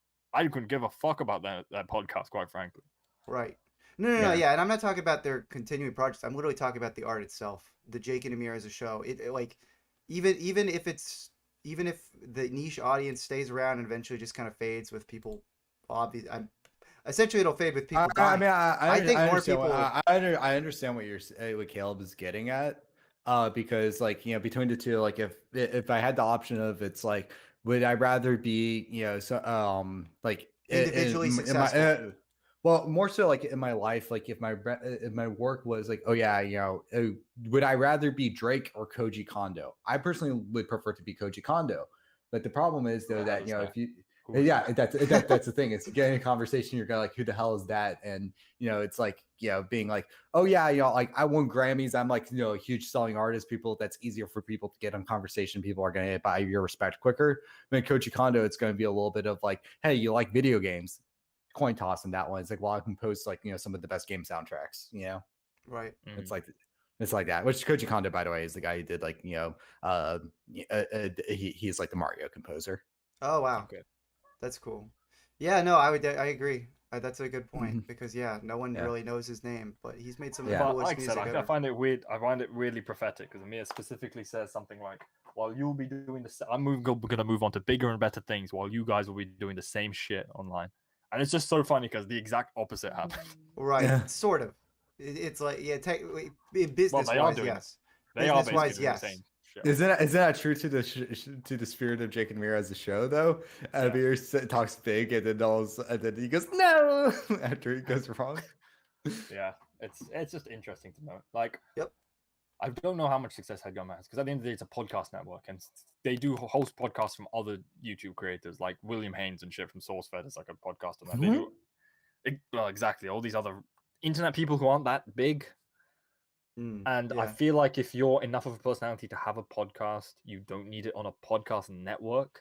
On top of that too, I will be honest, it's like when it comes to podcasting stuff, it's like, I mean, it's Rich Coffee coming off of me, mate, in terms of the fact that, like literally when I set up my own, like, counter stream right now, like I literally had technical issues trying to get the capture on there. So yeah, I fuck up with this shit all the time, but I really don't like, do you really need like a whole podcast network type thing? It's like getting a podcast set up is really not that hard.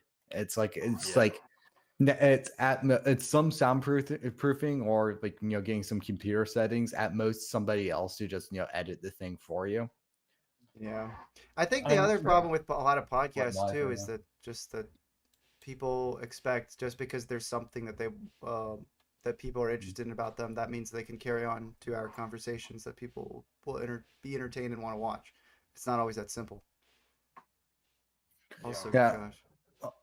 Oh yeah, it's it's the whole entire thing of like on the cuff funny and then also performative funny slash entertaining. It's Yep. like I mean it's pretty. I think we can pretty much all agree that for the three of us like we basically drown when we don't have another person to work off of. Sort of. Yeah. Wait. So repeat the last bit. Sorry, I got distracted by the message.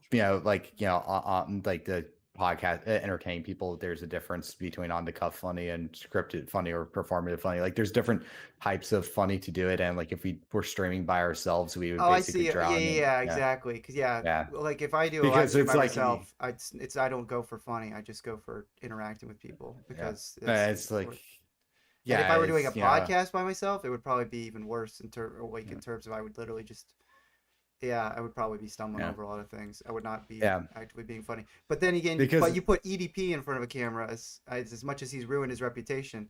I caught one of his live streams before. It's literally just him he would just get a bunch of chats of people like saying roast me and stuff like that. And he just say all these mean things. And so that's like a good entertaining personality thing right there. Unfortunately, he has now destroyed his reputation, but he did have that, so you got to note that at the time. I think the biggest sign on like when chemistry is off is like I've listened to quite a few things before where like two people are laughing and then you had to yeah right. Well, let's go to the next thing. It's like that whole entire thing. It's like like the momentum stopper type of things. It's like I think you gotta have better momentum skills with it. I think especially a good thing with improv, not even like comedy improv, but just in terms of thinking on the spot, is if you really wanted to, you should be able to carry on something forever. It sounds really dumb, even if you ride into the ground, but I feel like in a natural conversation, you could potentially just keep going. Yep. I feel like. Yeah, I think that's like I don't know. That one's hard for me to ascertain. Because I can't figure out if that's more so a personal, individualistic thing or a chemistry thing. I think it is a chemistry thing because I feel like for example with you guys I can fucking talk forever, right?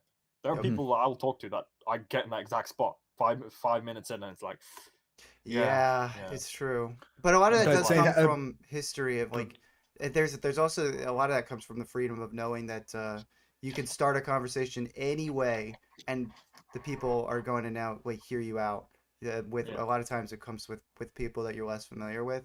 There's like the awkwardness of like I don't want to bore them. I don't want to start bringing up something that they're just going to completely tune out of. Or accidentally, say something that's too, Among Us sus, sounding. Yeah, like, I can come in and just be like, a rapist. And we all laugh. Randomly, and I'd be like, what the fuck? That being said, you have the confidence in saying that on the live broadcast. I mean, like, what's the difference between you just do that because somebody might click this and this might be their first exposure and that's what they hear, then you just walk down the street going, "Oh, rapist." It's time for the context that somebody might look around. It's time for the context that somebody might looking around, being like, "Where's the rapist?" Someone might start running. If anything, yeah, he's just fearful. He's just scared. Dude, that's a very human trait to be scared. So if you make an OPEX episode, have a creepy guy in the alleyway, and a creepy guy in the alleyway while he's running after somebody screams, "Ah, rapist!" The concept of a rapist saying, "Ah, a rapist!" It's so funny of a concept. Yep. Literally, every time. Oh, what a culture we live in. Yeah. It's such a terrifying culture. Wonder what type it is. What is interesting, as much as you're not a fan of the guy, and understandably so, he's kind of a douche. But Quentin Tarantino has recently never mind. promoted. I thought he's been recently promoting, like he did a novelization, I guess, of the Hollywood Once Upon a Time in Hollywood movie. So he's been promoting that and going on some of these shows and talk. And he's really likes talking about how at least in the film industry the decades have like kind of gone back and forth between more freedom in art and more censorship in art. Like how 50s or 40s was more free because you had a lot of the film noirs. There's just a lot of cynical attitudes going on with World War II going and a lot, and also coming off the Great Depression. Then 50s, war's over. Overall, things are starting to get better again. So there's more of a censorship attitude. So 50s is not a great decade for art. 60s is kind of follow up of the 50s until the end of the 60s. You start having that with the Vietnam War coming in, the end of the 60s, you get more. What about the free This, loving movement, Oh, Freddy? I yep, think honestly the best points of art really come down to like the periods of time where um because like a lot of the best art basically pushes boundaries. Comedy, like a lot of the funniest comedies, joke about some sort of taboo, right, yep, yeah, it's just use comedy as a good example. So if art if good art often pushes boundaries, it's in a time where there is no boundaries and there's no restrictions basically, it's harder times to find good art because it's like a good example is it's like there's just too many shows out there. It's like there's a new streaming show and then they have like a 40-minute long sex scene or something like that and you're like, who the fuck needs to see this in graphic detail? It's like mm, you had like that, like there was that show American Gods where there's this whole entire scene where like a taxi cab driver and and like a genie guy basically have a gay sex, and it's like it goes on for like 10 minutes long, and it's like they turn to like CG models, so it's like you have some like ethereal the transhumanistic like experience or something like that. what? It's fucking it's like it's so that could only be done in a time where restrictions are looser, because it's like not even just gay sex, just sex in general just being shown on showed just straight up on screen for like a 10-minute interval. Right, This isn't gonna It's just not gonna fly. And honestly, like I get that Neil Gaiman has like has like cred and all that stuff, but when I saw that one, I was like, Neil Gaiman, you got no sauce. Like that first season of that show did not catch me. mm, But um, ugly, but point being though is that uh that being said, though, if you have too many restrictions, then basically boundaries can't be pushed in that regard because of the fact that they can't be, there's no way to push them. So the best times are either when you have restrictions that are tight but not too tight, or right when restrictions are loosening. Those are like the best right, periods for art. Like I don't think like I'm not in favor for like being like no restrictions of art. Not in the sense that I don't think there shouldn't be. Like this is kind of where it comes into like there's a contradiction in my perception, and I'm fully aware of, because of the fact that I don't want uh I don't want like art to be be restricted because of the fact that I don't think you should really tell people what to do, and you should give them like the freedom to do whatever the fuck they want. But at the same time, though, a lot of people, it's if you don't give them restrictions, they get stifled, or they or through limitation breeds creativity. It's like you have to restrict things to force people to think outside the box. Well, I think yeah, for an illustrator, it's better for them to be working with a limited tool set, or being told like a specific thing to draw, or having like a specific limited color palette to work with, rather than giving them free range, because right. yeah, especially for a I lot of think people like that's kind of a different conversation than when I was more so like obviously mhm, if that plays a major part into what I was saying in terms of mhm, the details, but more so as far as like what Quentin Tarantino was trying to say, he was more so just making the point that culture at large and the systems at large kind of change a lot of time with the attitude of the country in general, and also how people are broadly reacting to certain changes as far as like either obviously the war settings or the economic financial things. So that can have a major effect on what the individuals, especially in with like in places of power like Hollywood, where they're having to choose and fund things and take risks at what audiences are gonna pay money and want to see.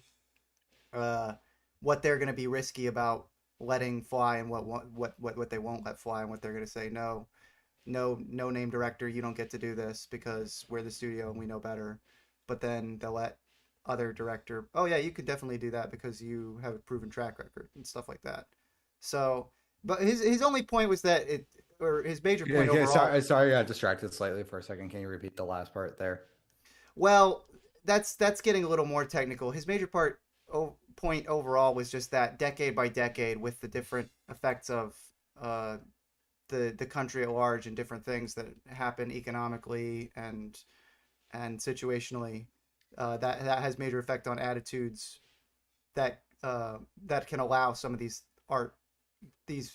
pushing the boundaries art to be made in certain cases and allow certain filmmakers like himself to become popular and have big careers. Uh, this when a decade earlier they never would have been able to get the start that they got and do the things they would have been able to do because the time of the like culturally, the executives at that point would not have been felt as comfortable doing something like that. So his I'm point is kind of that getting a little confused. It's like the SparkNet version of it. okay, but his SparkNotes version is that 50s, not as much freedom, 80s, not as much creative freedom, and now 2020s or in late 15s is also not as much creative freedom, because of cultural changes at the time and wanting to Mm. clean things up and a lot of the executives and people at that time not wanting to push the boundaries in certain things. That's basically was his overall point. And so Yeah. his overall point was just that things swing back and forth. Yeah. So that's I like I like that idea. I'm hoping he's right that overall. I mean, like, yeah, just things in general, just, human history tends to have a cyclical nature towards it. Yep. The rise and falls of empires and all that. So, you got to, it's, George Lucas, he's like, history doesn't repeat, it echoes. It echoes, it rhymes. It's like Yeah. poetry. What group of people calls the fall of Rome again? Sorry. I think it was the Mandalorians. I think it was, I think it was the British. British? White. Actually, no, it's not the British people. It was, but it was Europeans. So I think it was like a big chunk of them, right? You missed the joke, brother. It was the Muslims. That's not the joke either. It was Jolcom. That was the joke. We just had that month. Oh, the Pride Month. Oh, oh no! I gotta go in pride. Look, I'm just pride. quoting President Nixon. Yeah, that's true. That's how Rome felt. It's like they're posting cringe as he's just looking at Rome falling. Calm down, Dick. Calm down, Dick. It's just a little homosexuality. Yeah. Sweet Caroline. My favorite vice president was Richard Cheney. Sweet brother. Sweet Caroline. Straight white man. Boom, boom, boom. Oh my gosh. That one is not going to appeal to anybody aside from Pantana listeners. Tom McDonald. But if Tom McDonald just mixes up and does some more parody, I think he could have a more successful career. Yeah, I need him to do the Sweet Caroline cover. His career will explode after. I think he might hear drum sounds, by the way. Oh yeah, I was wondering if he was picking it up. My housemate did. He's always doing some dumb noisy crap when I'm. It's almost like if you used a sound RTX thingamajig, you could just get it out. Caleb's housemate is a drummer. I did do the noise suppressor. Call Caleb because he's mating with a house. Literally, you showed that to me earlier this week, and I just didn't have time to set it up because we spent the whole morning doing Tekken. Yeah, and then look how long you played Tekken. I know, right? Yeah, It would have been a problem either way, whether we kept playing Tekken or did this. What do you mean? It's like the sound of like the AI is good enough; it will actually cut out that drum sound. No, but I mean, like we still would have we still took the time to set up Tekken either way. You so stupid! You dumb. They're really making me feel like I'm mad right now. Hey, so ideas. No. would you play Tekken with me if you had a computer that could run it, or would you be like, fuck you? I'd go. What was the thing I said earlier?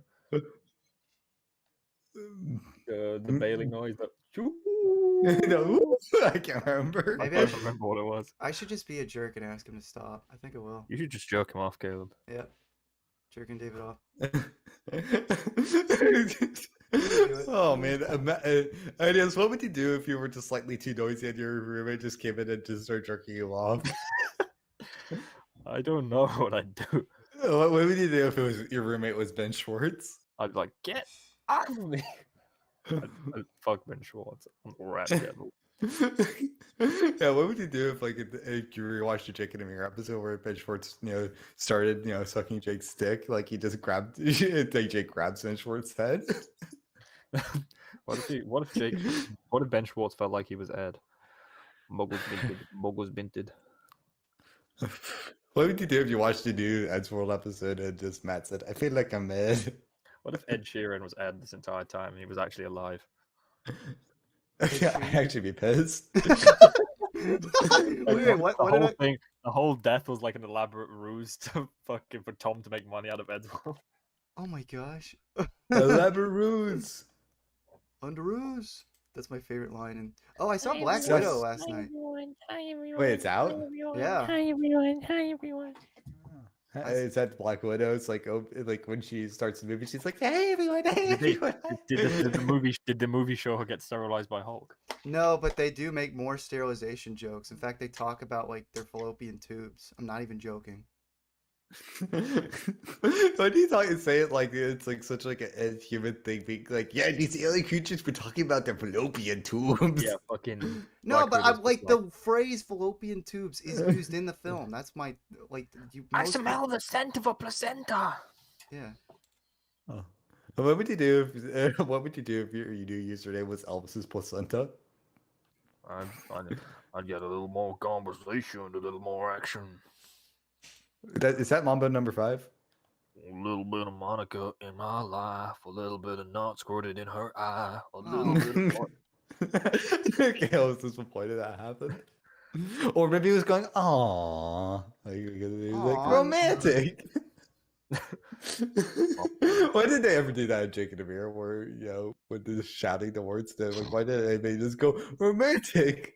They should have. They should They have. They should have just have Amir go romantic, and Jake went depraved. A little bit of farting on the right, a little bit of scarting. In my Sharting in my eye. gosh. Lou Bega. Like What would you do if this entire time Caleb was actually Lou Bega catfishing us? yeah. Who's Lou Bega? The guy who sings Mambo number 5. I'm retarded. A little bit of. Why? I have no idea who that guy is. That's not that retarded not to know that. Also, his actual name is David Lou Bega, but he's broke up his surname into 2 separate names, Lou Bega. Oh, isn't that what Stan Lee did? Nope. Nope. Little bit of Stanley in my life. A little bit of locums. That's all See, I right. told you it was him. There he is, Lou Bega himself. Yeah. I am true. By the way, old comment, but though, Adrian Rios said if Calvin and Larnuu are streaming ideas, should set up his own stream as well. Oh yeah, I can't. I've actually not streamed in this era, so I don't know how. that's true. In this era, Literally, 2012 might be the last time I did a stream. No, or 13 or 14. Don't worry. number about 12. Number 12, mock. Hey, you can't play. I'm gonna copyright my own stream if you keep playing that. Wait, a little bit of redacted in my life.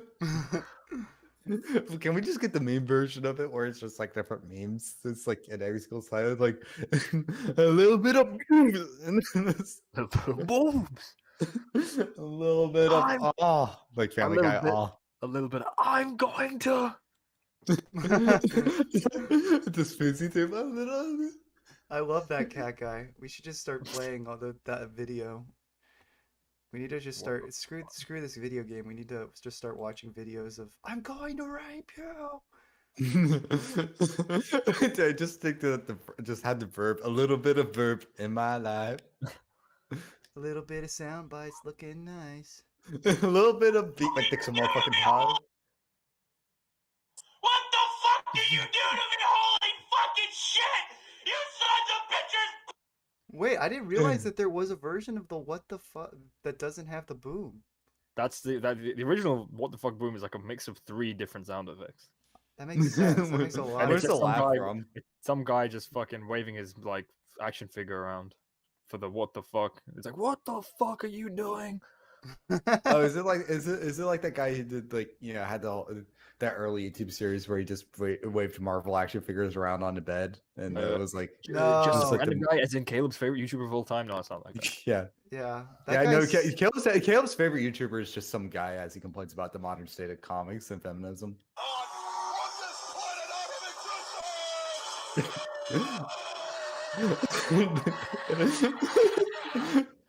What is that sound? it's also funny you mentioned that. What does he even say at first? It sounds like he's I'm complaining. about to do a This Is Sparta remix of you farting in a minute, okay? This is Sparta. This is Sparta. Also, IDS, you started moving on fast, but Cage said something. I actually am aware of that channel, and I swear his ending, like, well, people like try and have like an ending video gimmick. His feels like the most straightforward, like most obvious thing ever. His name just is a random guy. No, there's a guy who like talks about like video game comic culture, basically another one of these kind of memeology type culture warriors people, but more focused on video games and art and stuff than memeology. I'd say mostly comics. And, Okay, comics and stuff. videos, I but, haven't watched much of the comic stuff. But, like he talked about Last of Us too, I think. But Okay.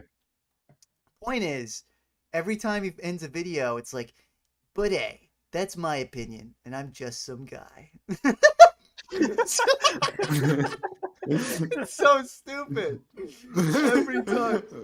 What would be your YouTuber like outro thingamajig? If like you like, what would be your name and what would be the outro if you rebranded and chose to do a different channel? I think if I had to do it that way, I think it would be like That White Honky. No, wait. Okay, look. First, let's do like for our current usernames, and then but then go to like actual. Okay, like, good other- idea. Like, so Yeah. so like IDSs, it would be just like, hey, I am just DS or what the I'd just be fuck? like, I'm IDS, and you guys out there don't get any ideas. Oh, Or I was gonna say IDS should do like a cool rhyme thing, like I hope this video has been fun because this has been IDS 5621. no, no. It's like I'm IDS and don't get played like the Nintendo DS. Get your nut up. Nut up or shut up, bitches. Yeah, I'm out. I gotta work. Whoop. Oh, You that's a wanna good whoop? outro. That's a good outro. No, that for shut up, bitches.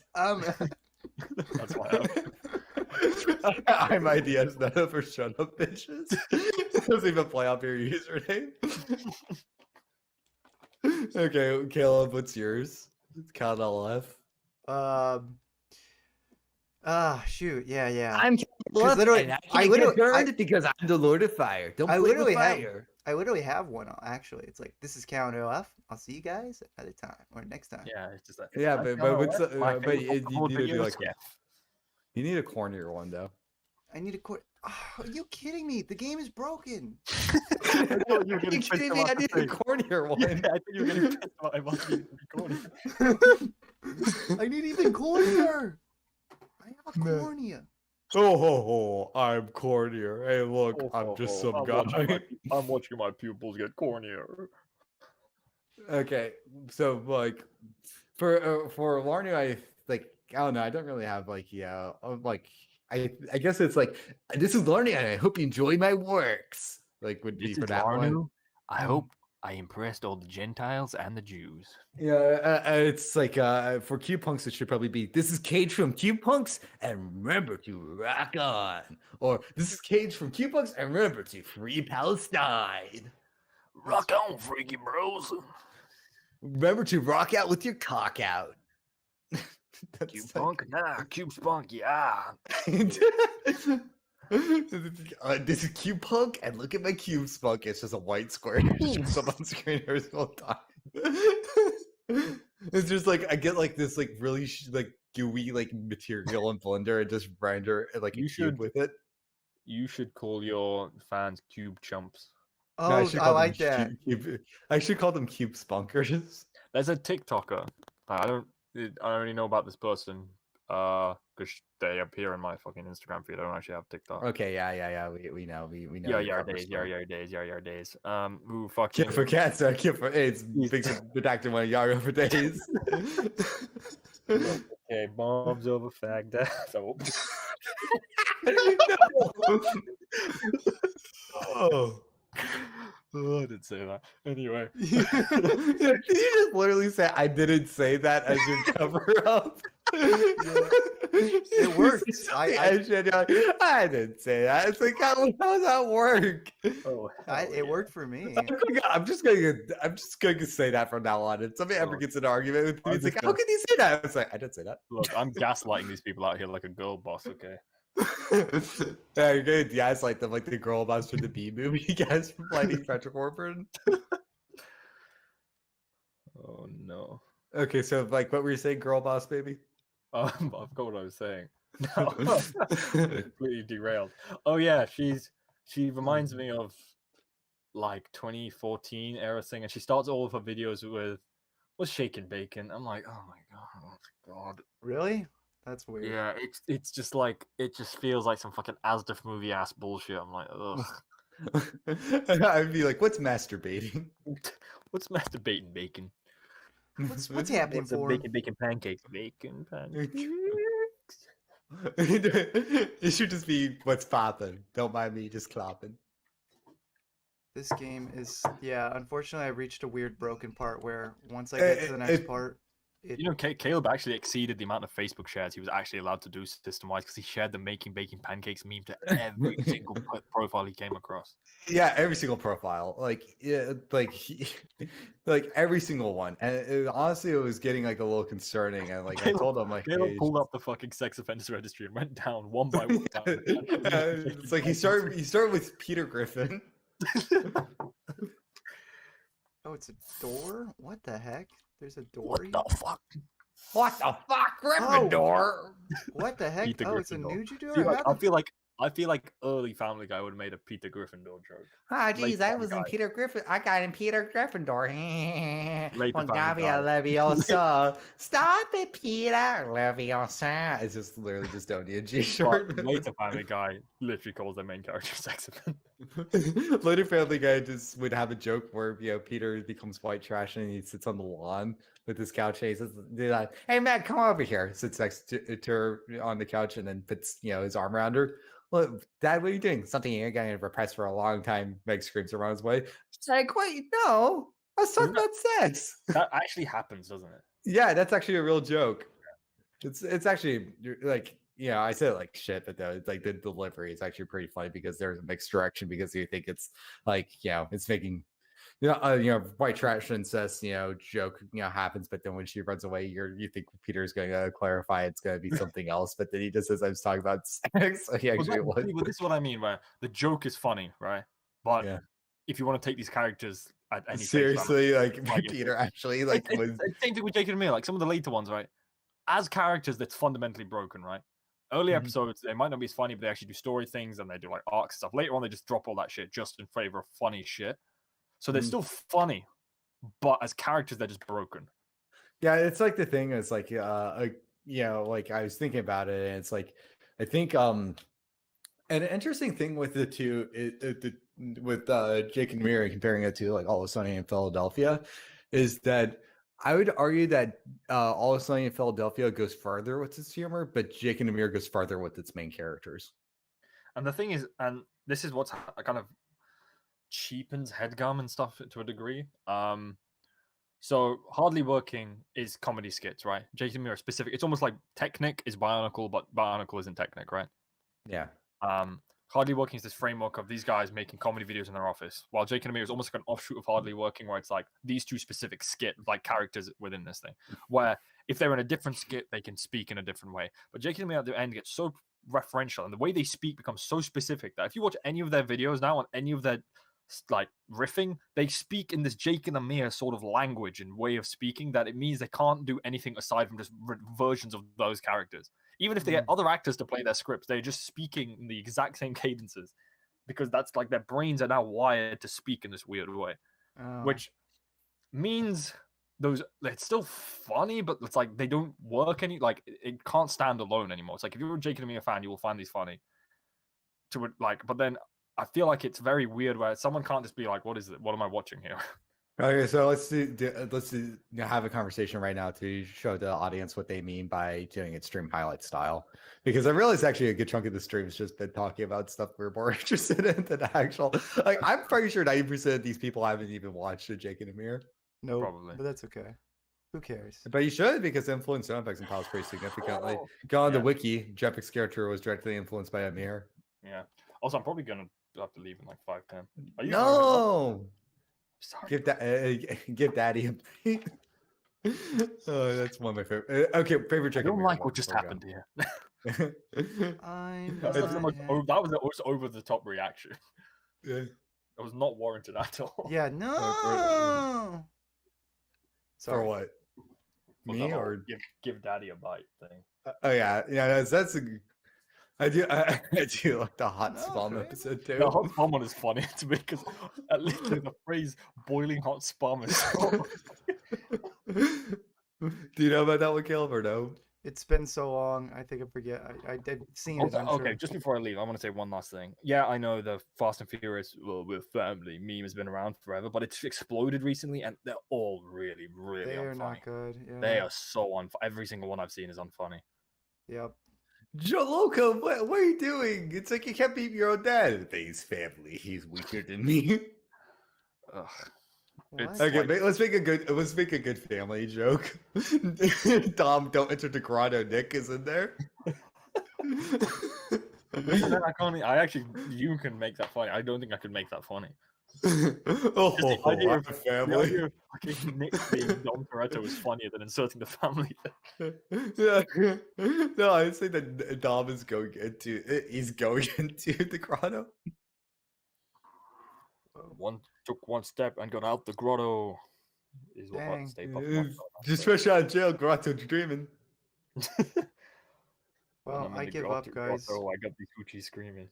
This version of the game. I got your coochie screaming. I got these coochies What? screaming. This version of the game is Okay, broken, so Oh, that's cool. Leo runs around like a monkey.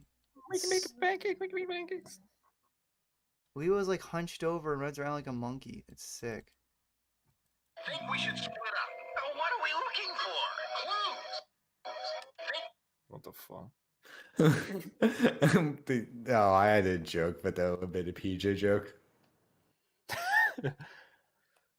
I love the way All you I'm do gonna it. say is think PJ joke and something that rhymes with clues, and you Oh my gosh. and well, yeah, you can put it together. You're a little, you're my laffy sappy. You're smart. I got this comment from replying to me on Instagram. Pal, this is how people get an eating disorder. Bitch, shut the fuck up and get in my car. Wait. What's the full context? Let me see. Where's my comment? Fucking Instagram deleted my comment, but the response is still there. I saw some TikTok saying someone like, every store needs to carry XXXXL clothes. XL is not inclusive enough. And I just fucking wrote, lose some weight or something. That's like. Oh no, no, someone said just eat less or lose some weight, and someone said it's not that easy. And I said like literally just eat less until you're in a caloric deficit. And then someone wrote, this is how people get needs. I guess enough people must have like reported my comment. Yeah, I will say the eating less thing. It's as stupid as it is. It's harder than you expect because it's like if you want to talk about the eating disorders, liking flavor, I'd argue is the eating disorder because like we've talked about this a little bit where I made the argument being like, yeah, I know it's like people got like I kind of give people a little pass for their weight right now for the time being because people got fatter during COVID, but then you're like, nope, people got fit during COVID, nope. But it's like I will say people did at first, but then people just got went depression mode and ate, and on top of that too. To be fair, the second lockdown was actually fucking depressing as hell. Yeah, and second too is it's like as stupid as it is to say, like so like when you're in a first world country and you have the access to good tasting flavors, basically, the thing is it's like it's the it feels silly to just say self-control and all that type of stuff, but it's a little bit harder than that because you have two things that are working against you. Okay, number one Yeah. is that Number one is bacon. number one is two cock. pancakes, and number two is No. pancakes. Number 12, cock. No, but seriously, though, the things that you have to worry with is that so if you don't pay attention to the food and you just eat what tastes good to you, then like what's good tasting that is in your area, like the hot singles in your area will all get you fucking fat. Okay. It's like just the everyday normal diet. If you don't think about it by default, like at least in America, will get you fucking fat. And even as so it's like, okay, so it's like I'm going to try to eat a little bit healthier. But what's quote unquote healthier, it's like, first off, people can't figure out nutrition for the life of them. It's like, one decade they're like bread makes you fat. Next decade they're like bread doesn't make you fat. And, in fact, you need more bread in your diet too. Oh yeah, bread and no bread again. People can't decide shit. So it's like you have to wait.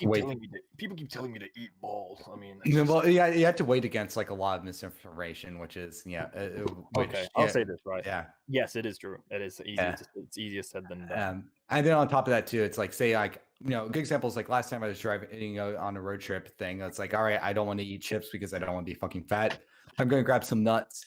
You can't find just unsalted peanuts just in the gas stations anymore. So if you get trail mix, it's going to be mostly the sweet stuff in there, and the trail mix calories are basically as bad as eating a bag of chips. So there's this defeatist thing too, where it's like if everything gets me fat, then I'm just going to do the good tasting fat thing. Yeah, I just carry around a bag of 2 nuts everywhere I go anyway. All I'm going to say is Caleb away won the lottery because of the fact that he just literally doesn't give a fuck about food and he has no dietary preferences. Yeah, I'm lucky Caleb right now. Caleb likes eating damn ham sandwich. I just know how to starve myself at the right times. So it'll work out. It'll continue to work out forever. Caleb's part of the big titty committee. Like we were talking about the hot babes in Tekken earlier. Yeah, but I will say like another thing too that doesn't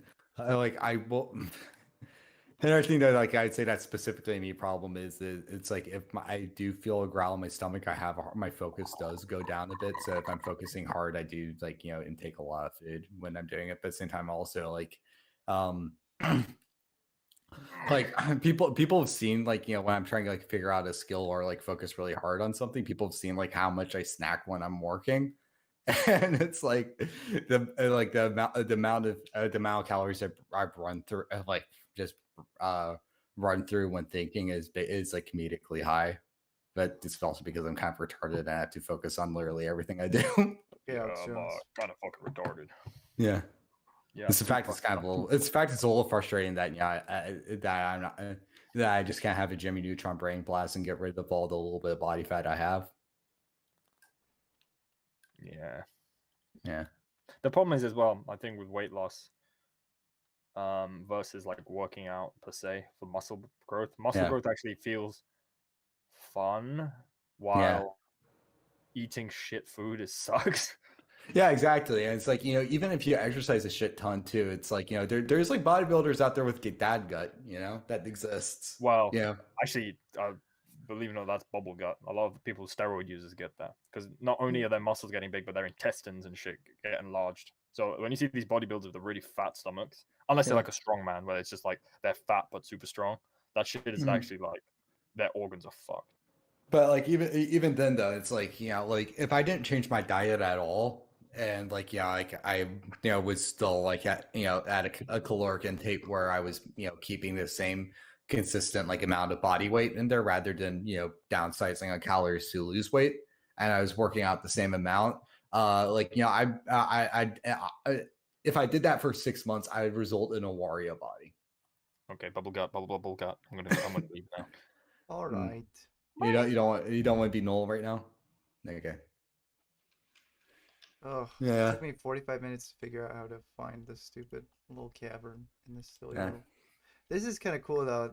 I'm climbing up the trees to get to Liwa's land. Yeah, it's pretty cool to how like I'm currently going into a base that Dr. Robotnik made where he just like went to Egypt and he said, "Fuck the pyramids, I'm going to deface everything and put my face on it."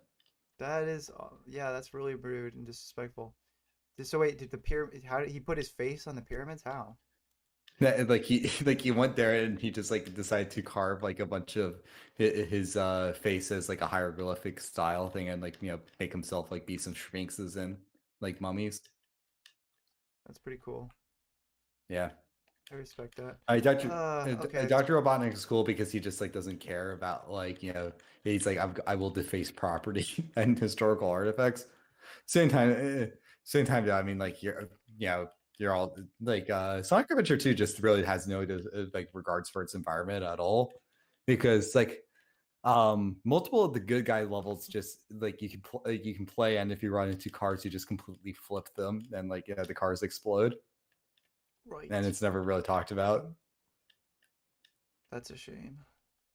Yeah. I don't like blowing up cars in the like Sonic world. like in the opening spit for City Escape, you're going downhill on like a on a snowboard like on the streets of San Francisco that you can like just like not only can you flip over and explode the cars that are parked on the side, you can also do it to like taxi cars that are driving. That's awful.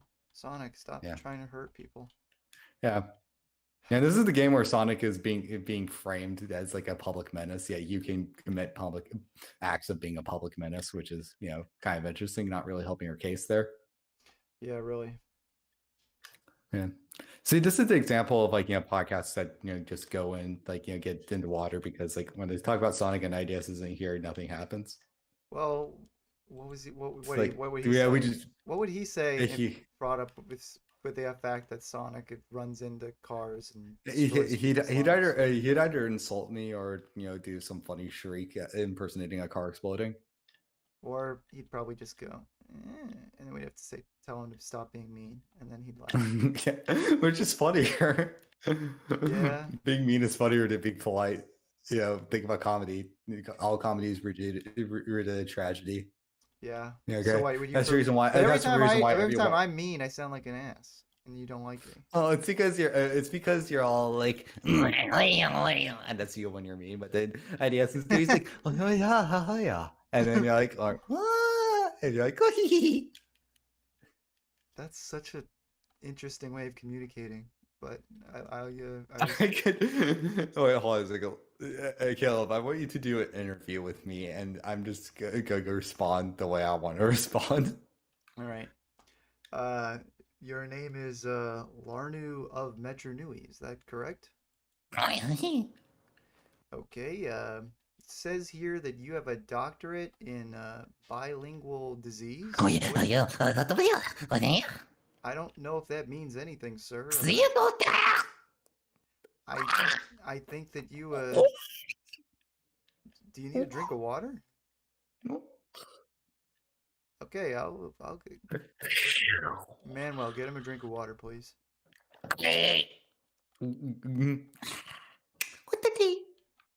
All right, let's continue. So I haven't even asked a question, sir. I'm gonna have to ask you to pause, and if you really want to get this job, I need you to I need you to be like the Toho Onua. Have you ever heard of Bionicle? Onua? He only speaks when spoken to. I'm gonna have to ask you. I'm gonna have to ask you. I'm gonna have to ask you to do the same, sir. Shit.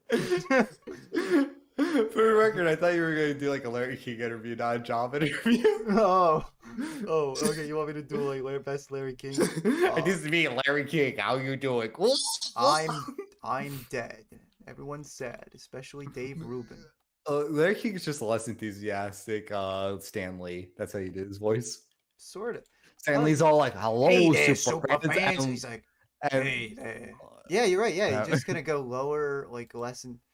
Yeah. So you, like, you know that Bob. like Stan Lee's like, "Hey there, sport. You want to go out and have some fun?" Versus, "So how's the college going on, kid? Yeah. You doing well with your classes?" That's the differences between Larry King and Stan Lee. What do you think about Bob Hoskins? Fun uncle versus boring uncle. What's funny though is like Larry King does have or had actually a sense of humor that sometimes would surprise you. So he was just a really dry, straight faced person. Yeah. Yeah, the And most then awkward manifestation of Seinfeld that. was all like, "Hey, you didn't get this piece of information right, Kramer. Yeah, yeah. No, thanks, It's like Kramer." you And then everybody went, "How dare you, Seinfeld, for shitting on Larry King?" And it's like it was funny. I think You Larry could, King was yeah, you could tell laughing. they were both trying to be funny, and it just didn't. Typically, that gels in conversation, and people can tell but it was just it didn't gel as well, so it was hard for people to tell that was both of them just having a laugh. Well, it's kind of hard to tell because Larry King's face is just kind of all just consistently that Yeah, oh he's like, you face. know who I am? Jewish guy, Brooklyn. Yeah, it's like so. It's like this. It's like It's like no. Another thing too is like a lot of Americans can't really pick up on sarcasm. Like hopefully they can pick up on it a bit better. Hopefully that was a generational thing. But like you'd be surprised like how many people in conversation like I'll just say something sarcastic and no one picks up on it. It's probably the reason why a lot of people thought I was like a demented idiot in college. But then, but if you want to be, but then like if you're American, you have to be the, oh yeah, I am totally saying what's the mean, wink, wink, nudge, nudge, totally, yeah, I am like totally being serious right now. If you know what I mean, wink, wink, nudge, nudge. No, that's what Americans, when they like, that's like, for the longest time, and it's like I still argue most Americans, but luckily it's changing a little bit with the youth, but. Like if I talk to most people like my age and older, and it's like you'd be surprised like most people just like won't pick up on like a sarcastic response like that. Yeah, You know, it's true. You should do that voice more often. Yeah, that should be a new I character. think we would lose all streamers if we did that. You should make that a character, the sarcastic character, Mr. Yeah. Sarcasm. Oh, cool. It's a, He does a side flip. That looks sick. It only took me this long. no, if you're the Lord of Fire, like the country, what would be the people of the country of fire? The people of the country of fire. Yeah, If Fireians. I'm a representative of fire people, If you're the they Lord have of to be Fire, then your empathetic. people are wait, your people are Flarians. So it's like, hello, my Flarians. It's your Lord of Fire, Khaled. Today we're gonna be talking about some bitches. Yeah, That's- like that's in my most stream. fictional worlds, like fire, like kind of dark, kind of fiery, like anger. Fire is anger. It's like angry people. Um, but I just be the gay one, the gay fire, frankly. Weird to be the flamer. Yeah, I'm not. Hello, super fans. Today we got our first gay superhero, Cal Lord of Fire. I would love if I could become a superhero. If your superhero name was Cal Lord of Fire, but your alter ego was Caleb Lang, that'd be the worst superhero identity. That would be pretty bad. Guys, Actually, though, what would be a good a superhero thing is if like if your superhero name was like Jason Johnson or something like that, and then your civilian name was like Jack Jickleham. It's like it's just Jack because another first Jickleham. name. I have like Yeah. two normal identities, or no, Yeah, that it's, one. but your superhero name sounds like your alter. It sounds like another alter ego name. Okay, So then, so basically, they're both like it's our hero, Jake Johnson. Yeah, exactly. Little So did I then know it's that like Jake Johnson was actually Jack Jickleston. Yeah, well, I mean, it's not.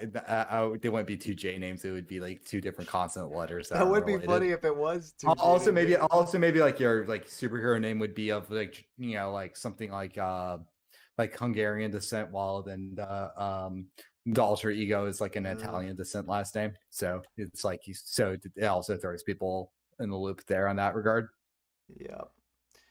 Yeah, no, this game is not good. It's still broken, unfortunately. But So I think LB just don't like the genre of game. I think you just really hate the Legend of Zelda: Ocarina of Time. no, I want to say there was some definite influence from that one. Actually, since you got your gamepad open, it's set up. It's just you could just run some emulators now. Yeah, it's like listen. The emulation is legal if you own a copy of the game, more or less. That's like kind of like the legal thing. Basically, if you own the software that you're emulating, it's fine. So, but I don't have Ocarina. I gotta buy Ocarina. Well, that's the thing. I can lend it to you, and then you can just emulate it. That's not me buying it. So then I'm in a legal gray area. No, but it's same difference. This game. This game's jump. That's a part of the problem. Like this game, I like it has a lot of good elements to the platforming, but because it's unfinished, I Mm. think, and also probably just because it's an Mhm. older game, there's Yeah. it's got a weird setup with how it does um which is kind of nice. It has like a hang ledge feature, but it's a little Mhm. too automatic, the hang ledge feature. I feel like it's one of those things where Mhm. it would be nice if like you could press a button real quick if you wanted to hang ledge in order to avoid running off, but it just automatically does it, and as a result, you can. Oh gosh, and the jump is just so hard to. It feels too large at some points and too small at others. It's just not the greatest jump. Well, It's what hard to days are we calculate. like? Because I'm like maybe this is a bit of a stream announcement, but I'm going to be like on Wednesday I'm going to be doing I'm going to be hopping on a plane to fly to Miami. Which days are you swinging on by? Thursday through Monday. Thursday through Monday? The Those are full more days Monday. than I thought it would. So Yeah. like which date was it again? Like would it be? Um, I'll be showing up on Thursday, or actually, I could. I don't know Is if. it the 4th? You mean the 14th or what? Yeah, Okay, cool. I got those days off. Yeah. So if that's What? the case, like I'll set up the whatchamacallums to get it I'll set up some things, and like we'll probably have like if you bring your gamepad we can probably do some gamer stuff. That'd be good. um Yeah. yeah, I'm not sure how like that being said, if we were to stream it, then I think I could probably only do like unless if I swing by a store and buy a USB extension cable, like I'm not sure how streaming it would necessarily work, but if it's just like, oh, we want to play, like I don't know, I the should just Gang Beast bring. locally. I should just bring my whole PC. Just stuff it in my Nah, car. I got my laptop is good. It should run things just fine. Like actually, That's cool. like I think my laptop might actually be more powerful than the tower I'm on right now. That's interesting. So, yeah. So, but yeah, I could definitely load up some things. But do you have like any preferences of games that would be fun to do, like to have the stream along, so I can pack them up so we can do them. Like, would you do Ooh, would you want to do Mario 64 on stream at all? that would Or do you actually be want to? cool. I like that game. It was fun playing Yeah, that. They're on the yeah, original console. That was so cool. yep.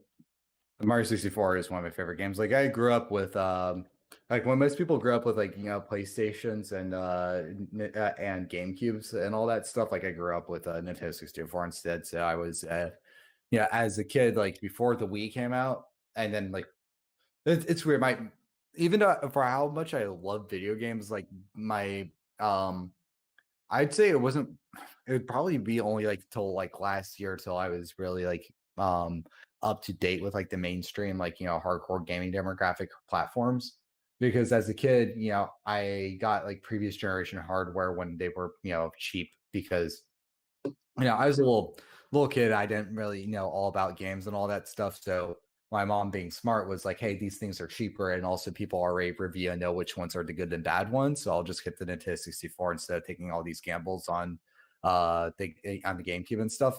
And because of that, like I think like I don't like actually I think straight up I don't own a single piece of shovelware in my entire Nintendo 64 collection. Huh. I'd probably say like the game that I would consider the most shovelware is just GoldenEye, because that game's not aged well at all, and I'm not a fan of GoldenEye at all. It Mm. sucks. Didn't we play GoldenEye like A in little. person? Yeah, we did. We did play a Yeah, little. it's like it's so backwards, and it's like compared to nowadays, it's just like play literally any other FPS. Pretty much. But I want to say it. Why do people particularly? It was like the best of its time, wasn't it? The case? Yeah, um it was made before like Halo came out, so it's like you have to take into account that um I like people console first person shooters were not a thing at all, and the console market was still more of like the primary gamer demographic. Right. And you had successes like Doom and all and such, but for multiplayer stuff, you know, it took no took till GoldenEye to really, that was like the first example of console FPS, and then after it, everybody went to Halo when that dropped on the Xbox. Yeah, no, this platforming is Yeah. awful. I literally I can't I get will. past. Yeah. I should have known it was Well, gonna happen. what It's in both Bionicle games. The worst level that's hardest to do is Liwa because of course Liwa's got to be running around in the trees. But I'd actually argue that the Bionicle, the game, the 2003 one, the best level is actually Leela's level. uh, I it was the one I could had the most difficulty getting past as a child, and I still stand by that. I think that it's got some of the more interesting elements over other levels, but it's it's I think it's probably the most frustrating overall. My favorite levels were let's see, what were they? It was my favorite levels were Tahu and Mm, Liwa's because they felt the most complete and fleshed out. mm. Um, let's see, I'm trying to think. It's Kopaka's was just I can't It's remember literally if it just was, skate the whole time. Yeah. yeah, so, which was like I memory serves me correctly, when I revisited it, it was kind of a bit it was better than the first time I cracked it open. Um, yeah, we could always play that one. Oh gosh. Um. Yeah, I guess. I'd Bionicle rather the game. not. I'd rather Yeah, spend time that's playing not. better games. Yeah, let's not. Oh, Let's see. this I is need to so think. bad. If I people, know one game. I'm sure some people just be like, "You suck," and it's possible that I do just suck in a lot of these. But I guarantee almost every other person that would watch this would have this song have the same trouble with some of I think these. that the most backwards thing I have probably regarding my Nintendo 64 catalog is that I do have a couple kart racer type games, but I do not own Mario Kart. Like instead of game Mario Kart as a kid, I got Diddy Kong Racing, and that one's all right. But though, like, yeah, as I've gotten older, though, like my favorite kart racer of all time is Snowboard Kids too, because instead of driving a car, you're just on a snowboard the whole time, but you still have the item gimmicks and all that stuff. So I definitely like, if you're people out there that like game collections, or are gonna or are gonna indulge in a little bit of piracy, like I would like, if you're gonna do either, I'd say pick up um I would say pick up Snowboard Kids 2. Yeah, that one Snowboard kids. definitely. Yeah, it's yeah, the name is kind of goofy, and it's good. You kind of look at it, you might, it might, like, you're kind of a little bit of like, yeah, might be a little iffy in terms of the fact that just the yeah, I mean, I wouldn't blame you if somebody said, "Yo, man, this game is great. It's called Snowboard Kids." I'd be like, "What the fuck is that? That sounds like shit." But uh, if it makes you feel better, Atlas was involved with that game, and people like Atlas, so um, Mm. that's I probably say that's my biggest attachment to Atlas as a company. Yeah, I'm not like all this Persona or Shin Megami Tensei stuff. I like it because of Snowboard Kids. Amazing. Yeah, Oh but boy. the first one was a bit like as expected to be like rougher compared to the other one, than two. But there's some people out there that prefer one over two. Um, I know it this. had like I what? know they want to make games that are not like so simple for toddlers, but how many platforms do you need without and there's no save point. There's no save point here. Like I know this is an incomplete game, so obviously they could have adjusted for something like that, but it's just awful as is. If you don't like platforms, no one tell Caleb about Mario. No, I know Mario's got his, but it's not this. Yeah, and yeah, I know that it gets pretty crazy in Mario 64, but there's a bit more of a science to it. This is like you have this retarded jump and and you can't trust the stupid ledge grab thing that's automatic, so you think, oh, maybe it'll go off, but sometimes it will and sometimes it won't. So It's kind of interesting for the fact that the Bionicle game, like from what I know of it, like I'll be completely honest. One of the reasons why I haven't downloaded it is just hear you're complaining about it. I'm like, I kind of don't feel like playing this. eh, But from what I've heard about it, it is like it is a Zelda type game. So it and is. No, no, no. I don't Zelda, want to crap on this too much because this was a much better planned out. Like this has a lot more thought and smart things put into it than what the GameCube Bionicle game that we eventually ended up getting did. yeah. This this is a lot more clever and has a lot of good things in it. It's just the fact that it's incomplete, and I'm now getting like to the worst, most glitchy parts. Like I swear, it keep the Onua level was actually really good, and I was able to beat the whole thing. Then the Golly level, I can't remember exactly what happened, but there was some glitchiness there at the end there as well. I can't remember exactly why I skipped to Pohatu, but I did. I literally had to skip to Pohatu because some crap kept happening with the Golly's level. Uh, then Pohatu's level, I had to skip the ending because its boss battle was glitched and I couldn't do it. I think it might just partially be the download I have. I have one of their rebuilds, so this is one of the versions that the fans have like tried to fix up. So it's hard to know how much is attributed. I can't even tell from this one how much to attribute to the fans. Oh, I think it was the save issue stuff. There's also like I have to like run this game in a safe mode in order to keep skipping levels because I was literally stuck at the Golly stuff after beating Onua with minimal glitches in there.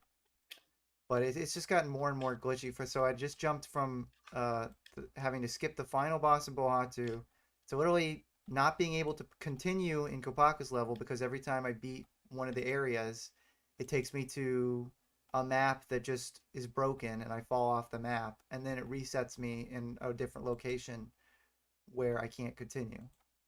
I'm like, okay, so what do I do from here? It just takes me back to the older locations. So I tried that twice, and I'm not doing it a third time because it glitched twice after doing this twice. So now in the Leo level, there's no glitching. It's just they literally start the level with this platforming. Can't we like get a little bit more information before doing this uh, annoying, tedious stuff?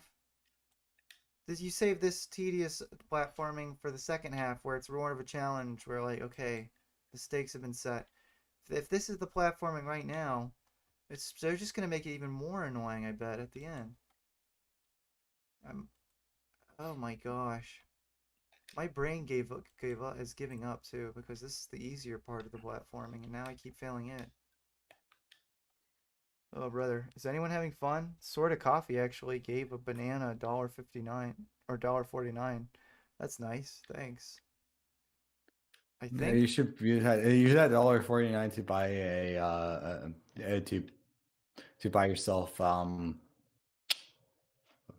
I don't know, I forgot something. See, this is momentum needs to be picked up. There's too much gamer rage moments. it's true. Yeah. Well, uh it's easier when you and IDS can start talking over my frustration because literally Yeah. most of this stream has been me.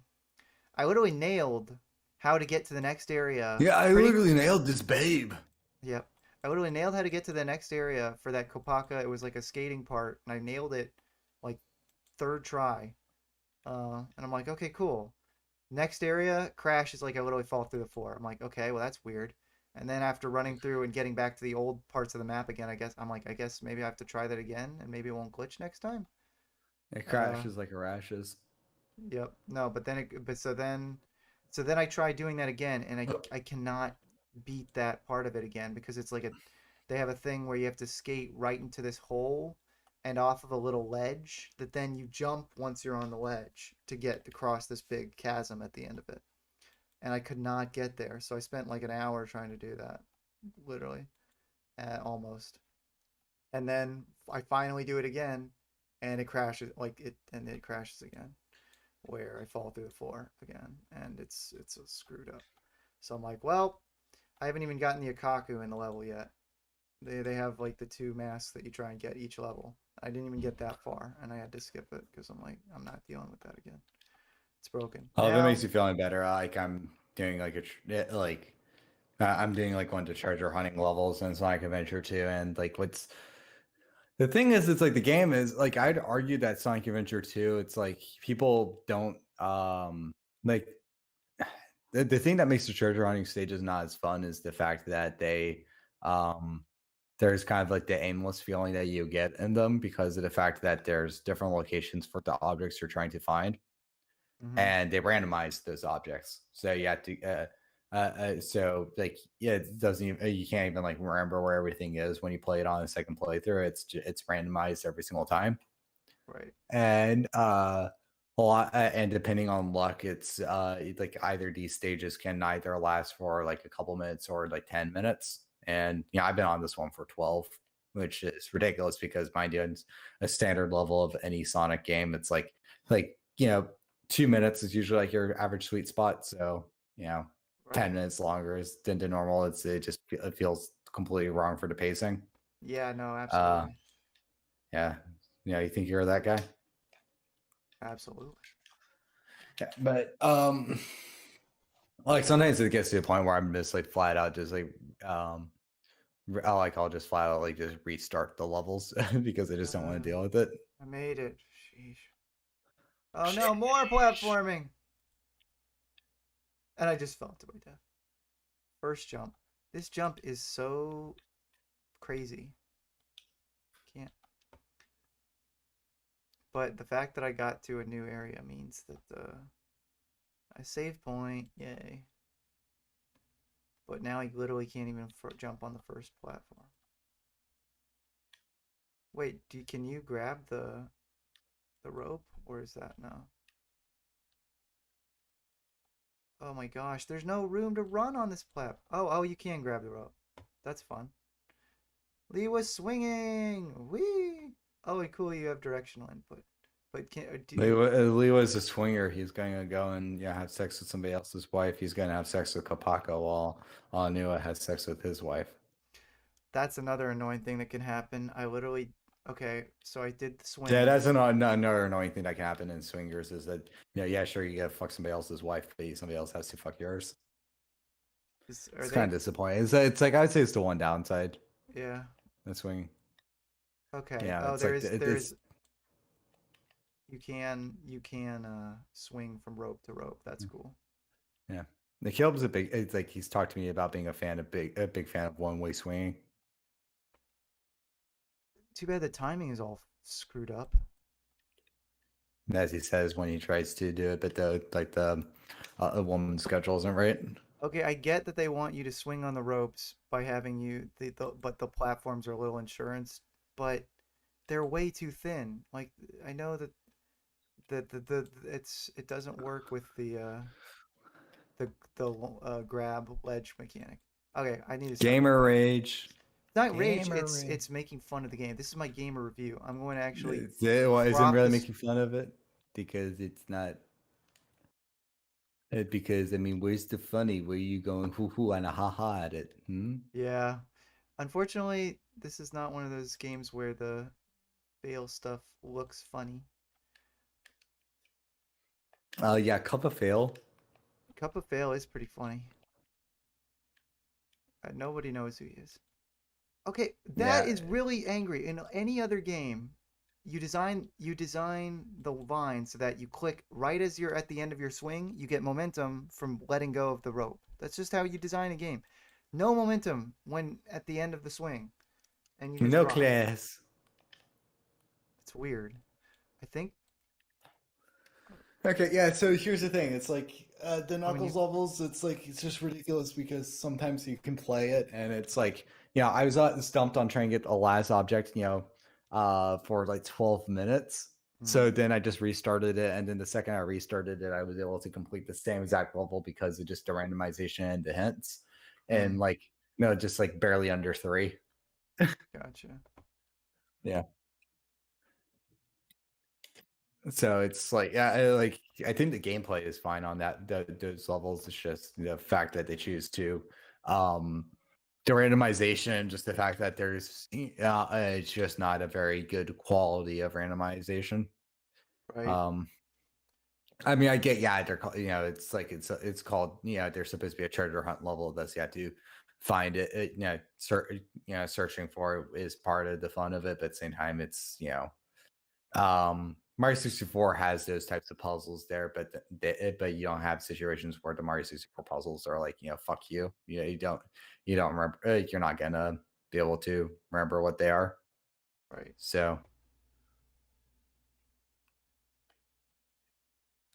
I think you have to do it like a little early. Okay. There's a timing to it. That's good. Hey, green Fiku spider. That's cool. This is the first time they actually put the Fiku in the game. But I keep hitting him and he doesn't die. Is he a friend? No, he's not a friend. Just die, dude. Why doesn't he die? And now I just jumped off, killed myself. Ah! This is fun. So guys, tell us your best. yeah, Caleb for the past 20 minutes. I don't like this game. I don't like this game. This is fun. That was me being sarcastic. Oh, I'm sorry. You didn't do your sarcasm voice, so me as an American didn't pick up on it. Oh, okay. This is fun, Cage. Actually, This is fun. I am enjoying this game. I sincerely Cage, like this even if the game. That's how you're game, supposed to do even it. if the game is rough and has its Sussy. glitches and Sussy. and it's sussy, any time spent with my friend talking makes it all better.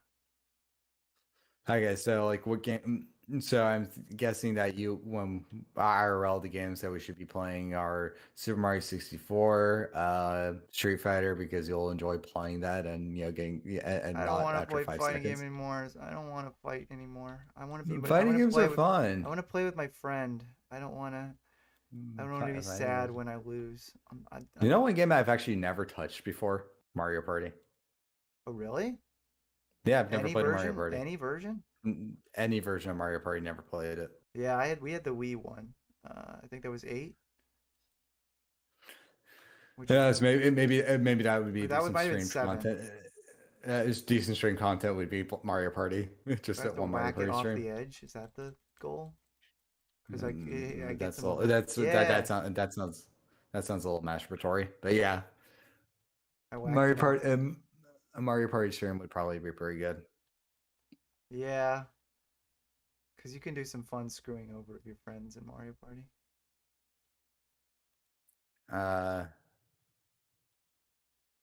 It's just a bunch of silliness. It's great. I mean, if you're doing a kart racer now, I would recommend Snowboard Kids instead, because it's just the fact No that Mario Kart? Nah, it's more unique. I mean, if you want to, I mean, like, I could bring the capture card and we could do Mario Kart 8, like 8 Deluxe on it. But Nah, I mean, whatever you would care. I don't know how much necessarily gaming will end up doing throughout the whole weekend, but I guess having some options is definitely good. I mean, yeah, I just might as well just have it loaded up. So because I'm assuming that you would want to do some sort of in real life stream during the time. Yeah, it would be fun to do one, at least. Yeah. Oh gosh. Oh, the So- bats. These bats are everywhere in Motunui. They really like their bats. Who knows? Maybe the best option would just be to in real life Smash Bros. Stream. Oh yeah, that would be good too. That way Yeah. we can really decide and test who is carried by online. I mean, I've been kind of a little bit of like, I need to figure out if I'm having like if online's just been more pronouncingly frustrating me, or if there's something wrong with my controller actually. Not to pull a John's or something like that, but I've been feeling significantly recently that like like I'm like just like a microsecond of a fraction shorter than other people. Hmm. I mean quicker. I mean slower. That's what I mean. Like I'm just too slow. Hmm. And um, but like even in characters that are like definitively faster type of characters. Hold on a second, did this boss fight just glitch on me? No, say it ain't Ah. so. Oh wait, wait, you're telling me that it just wasn't there the whole time? That's annoying. Okay, hold on. So, I am very okay, critical so of the game timing of the roped things. Like it doesn't have standard game timing of, yeah, or it kind of does. I think it's just kind of finicky. No, see, I tried to yeah, do it more game timing then, and yeah. the momentum Yeah. wasn't there. Hey, point being is like I've had like a couple of things where I like feel a millisecond, like I do something like a tilt and like my tilt's like a millisecond slower, but versus characters where my tilt should have been faster than the other character's tilt. So that's like I'm concerned if that's a controller connection thing or something like that. Because I mean my controller's in pretty good condition, but it's like if you looked at it, you can tell obviously that it's you can obviously tell it's used. Right. It's not like it's not like pristine, but at the same time I also don't like I don't like mash in like smash brand controllers or anything like that. A lot of people who played Smash Bros actually specifically and Pokemon on their 3DS, they would mess up their circle pads on the controllers Right. because of so much friction on it. So I haven't so I don't have anything like that going on, but at the same time I don't know how well a Switch controller is actually truly built. Um so the durability, and given Joy Cons are faulty, it's like it's reason to suspect that if you're going to be suspecting of something, why not be a little suspecting of a pro controller? Yeah, that is Yeah, so mean. Right as I was about to get to the platform, the freaking jump sabotage. yeah. Fuck this game. Legit. Yeah, Gamer wrecked. but the other thing too is I don't play wired for the Switch for Smash Bros. Typically, like I usually go wireless for it, even though I Right. should be wired. You mean Uh, controller wise?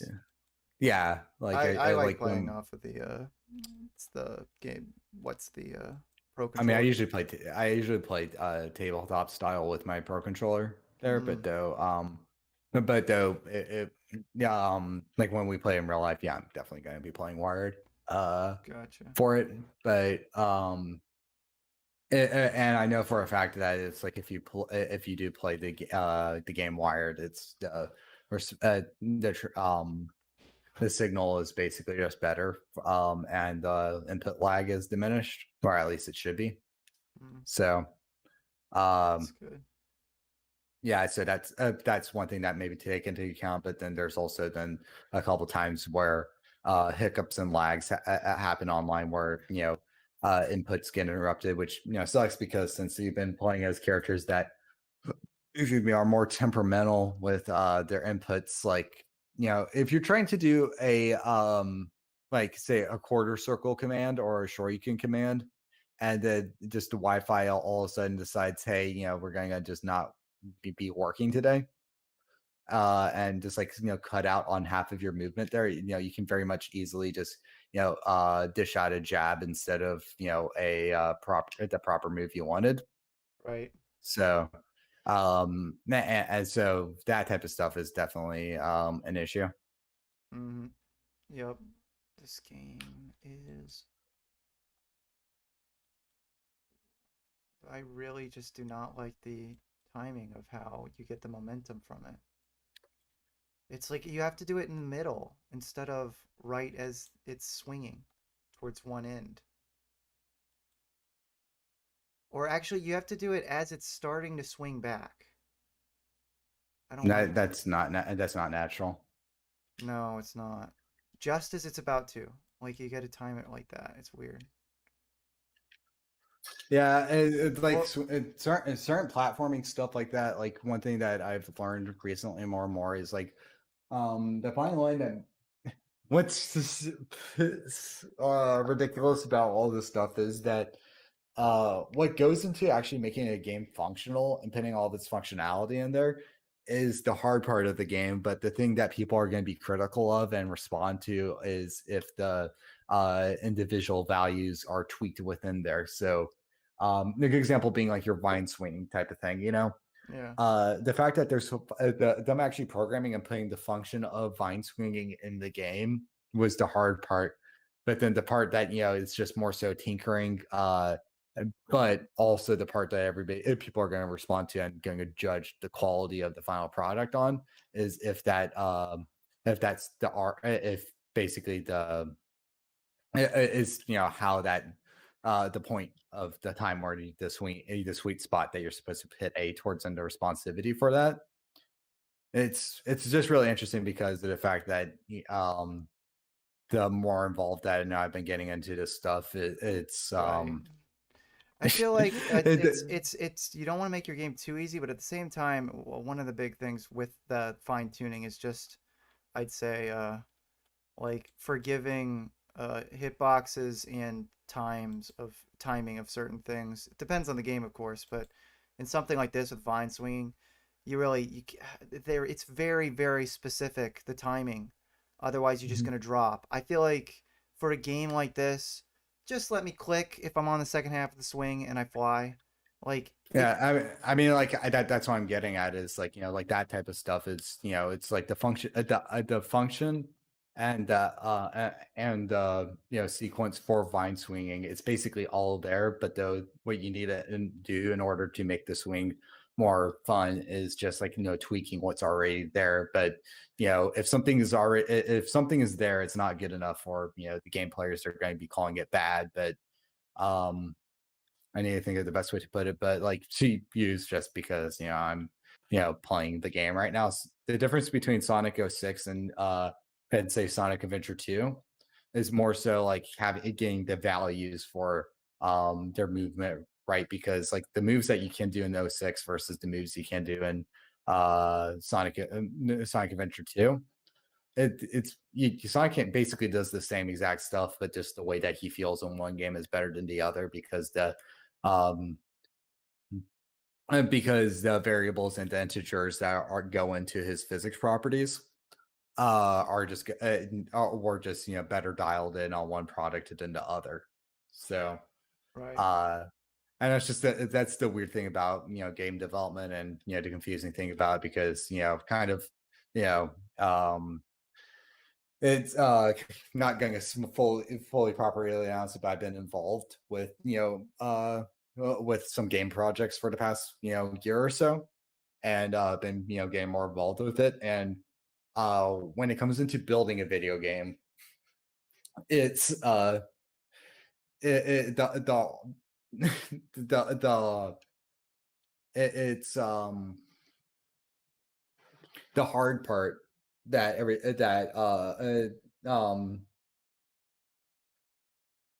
trying to think of the um It's it's harder to get the character to do a thing than like actually getting them to do it first. That's the hard part of it, and then the part that is a bit easier is basically dialing in like how smooth that thing is. But for like a lot of games that people criticize, it's they're just like, oh, the platforming is bad in this game and all that stuff, and it's like, well, what would fix the platforming is if they uh altered how like the jump arc, basically getting that actual character to jump was more difficult than actually adjusting to make the jump more dialed in. So yeah. it's like what usually ends up happening with all these game projects is that they have so many features that they're trying to get into the game that they're more worried about it. And usually like how it works is that it's like get something in there. So like if it so like worst case scenario, the thing has to just ship it out before we tweak everything. At least it's there's something in there. But same time, what ends up happening is that you know uh that's more or less placeholder version of the feature in the game tends to be a lot closer to the final version, because there wasn't as much time to polish it because they had to work on more features in the game. Yeah. So and and people are like, I'd say consumers are more so picky about like a game's features playing well rather than a game having a bunch of features. Like even like a second ago with like a game like Tekken, Yeah. that game that has like a fighting game. Yeah, as a genre, I'd argue isn't exactly the most feature dense, game genre out there. No, If you it's compare not. it to something like an open world, like game type of thing. But but the amount that you have to dial in those features compared to other games is like a lot more brutal for it. So, Right. and so, um, so like getting a character to punch, um, that's like one part of the battle, but then making sure that the hit stun is going to last long enough, and the amount of damage that's being dealt with that hit, it's that's that's such like it's such a difficult thing to dial in that they that even when the game launches there, it's in the modern era, it comes with the expectation of this is going to be tweaked and adjusted in the future with an update. Right. So for so like like if I was to like if I was doing like a game entirely by myself and I was not and I was programming it as somebody who uh, for lack of a better term, like the most programming I've done in my life has been only a little bit more than a month.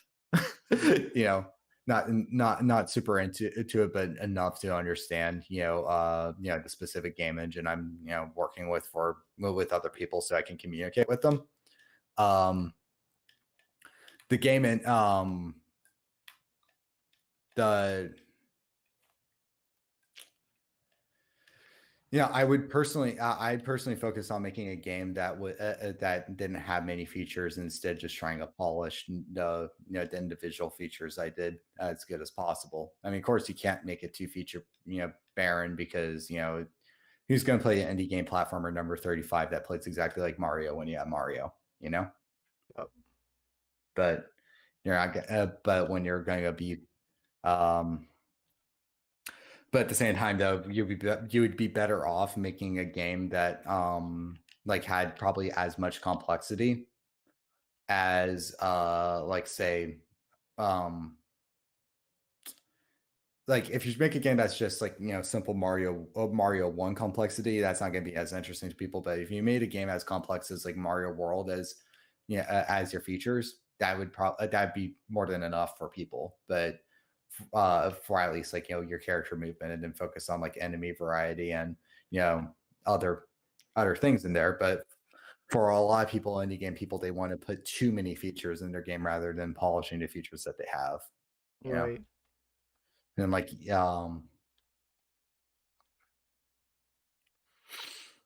so I Oh, cool. The game crashed.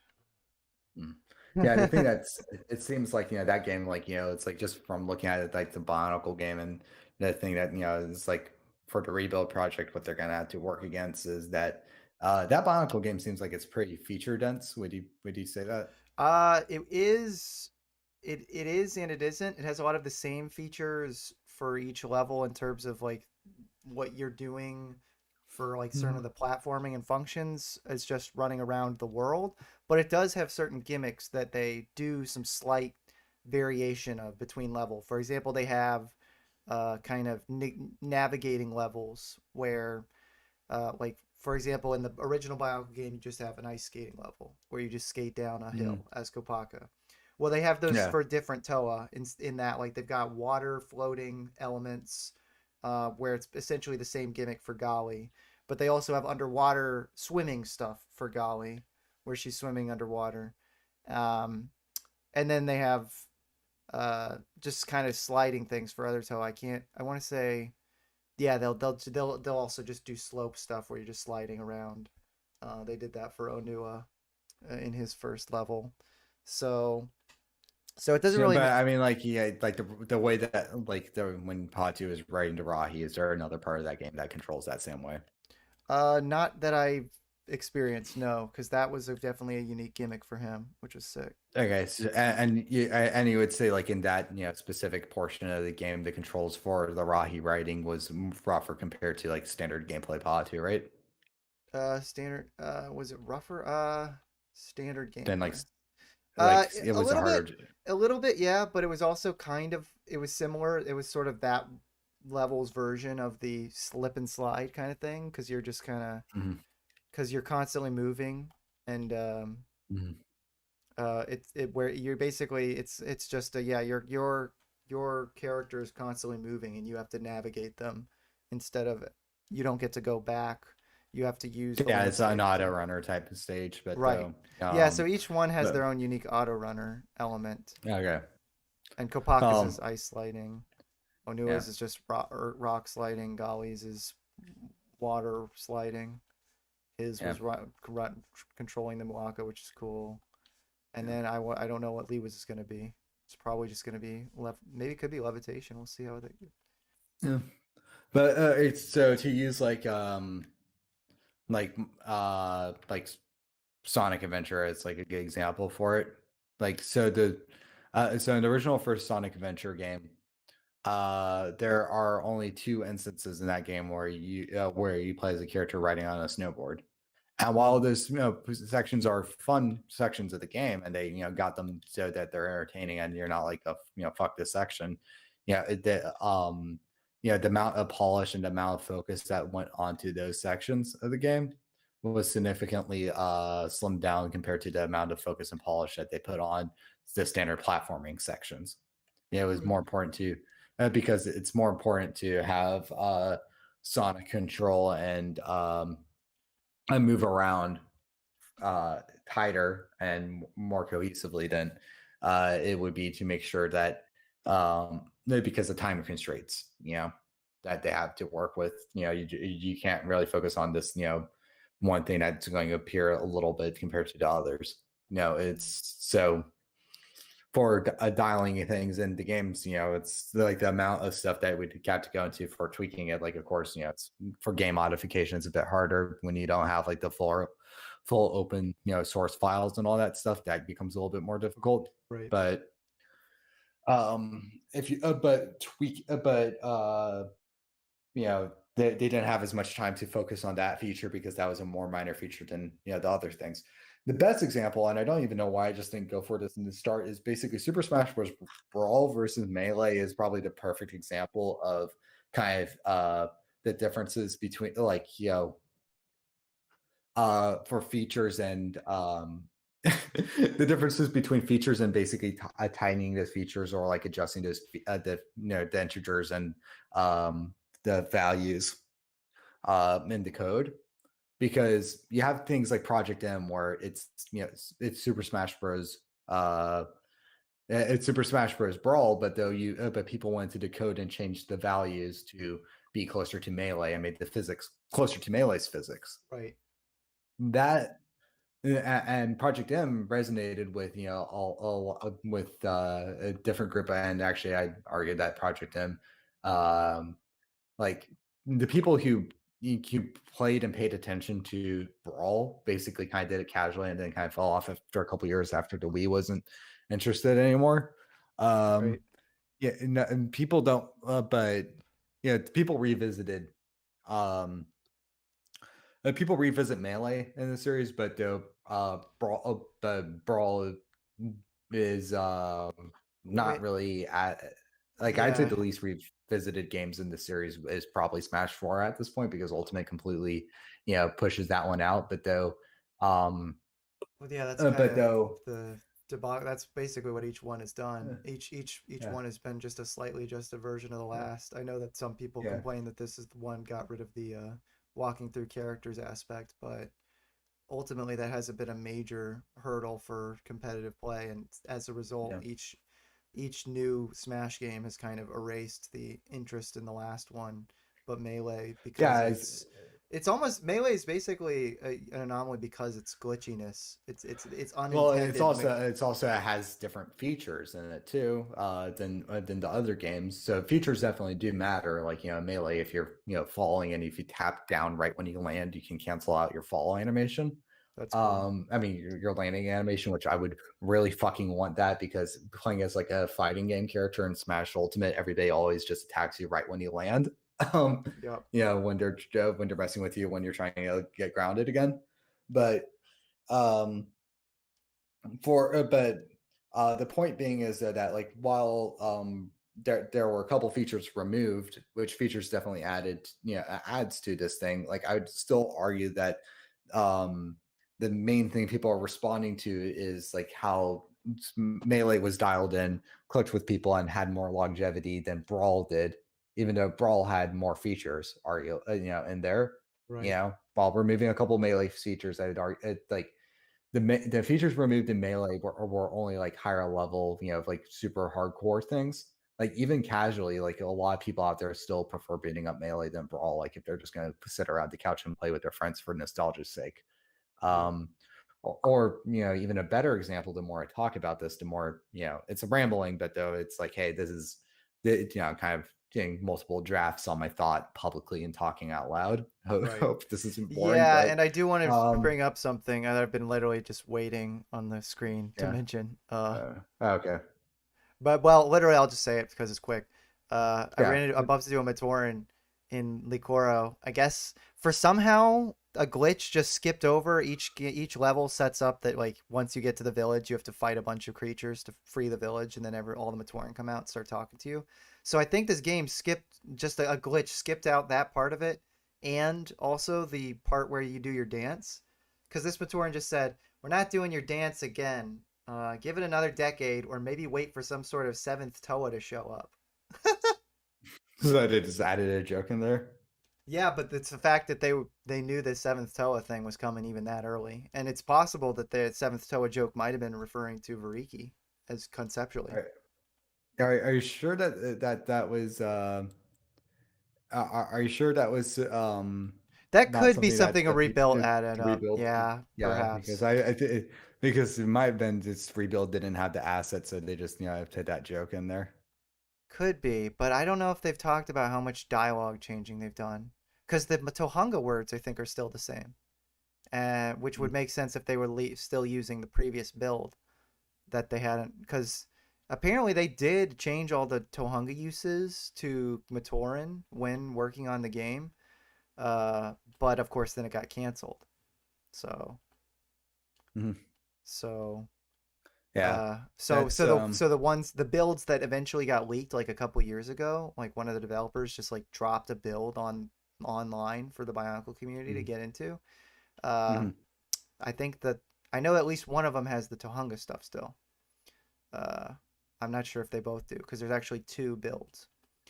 Also, they did fix it. It was weird. As soon as they also have a hook feature for every Toa, where it's like the Toa's weapon becomes like a hook thing that's kind of like as a platformer, you can just shoot out your hook and then get uh, dragged to a new location as a part of Mhm. platforming.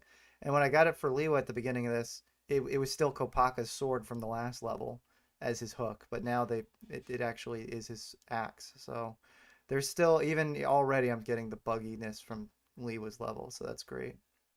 Amazing. Anyway, sorry. But yeah, like the last thing, I just probably the best analogy for what I'm talking about is, um, yeah, while air dodging, like I'd argue that air dodging was really and also the change to how parries work in Smash Ultimate, or is the biggest change between Ultimate and Smash 4's core gameplay. Mm, But even then, it's like the one is just like how you execute on a function, and the other one is just kind of like a modification. And yeah, and it's like you didn't really even remove like that. You didn't remove air dodges. You just added like another thing on top of it. But so even going down from there, I would argue that really only one thing like out of like your player move set is actually really truly altered between the two titles, the updated version and the previous version of it. But but if you just look and or even go back and play Smash 4, the game speed is just not as tight, and the way everything moves and feels, it's not as solid. But it's like on their end, all they're doing is just moving some numbers up and down, maybe replacing a couple of animations and models here and there. But though it's like at the end of the day, it's literally like it's their Smash Ultimate was built off of Smash 4, but the house Okay, but but the thing that made Smash 4 what it is basically just a updates to values rather than a what should we call it? It's updating and altering numbers rather than. Sorry, I got lost track. I was startled. Sorry. Are you good? It's okay. Shh. What's your? Okay. Anyway, I think I can only be on for like a bit more. Yeah, but, no, we it's should probably probably. fun. We've actually. It's I've been probably being this horse dead, but No, it's fine. yeah, No, it's been but fun. yeah, the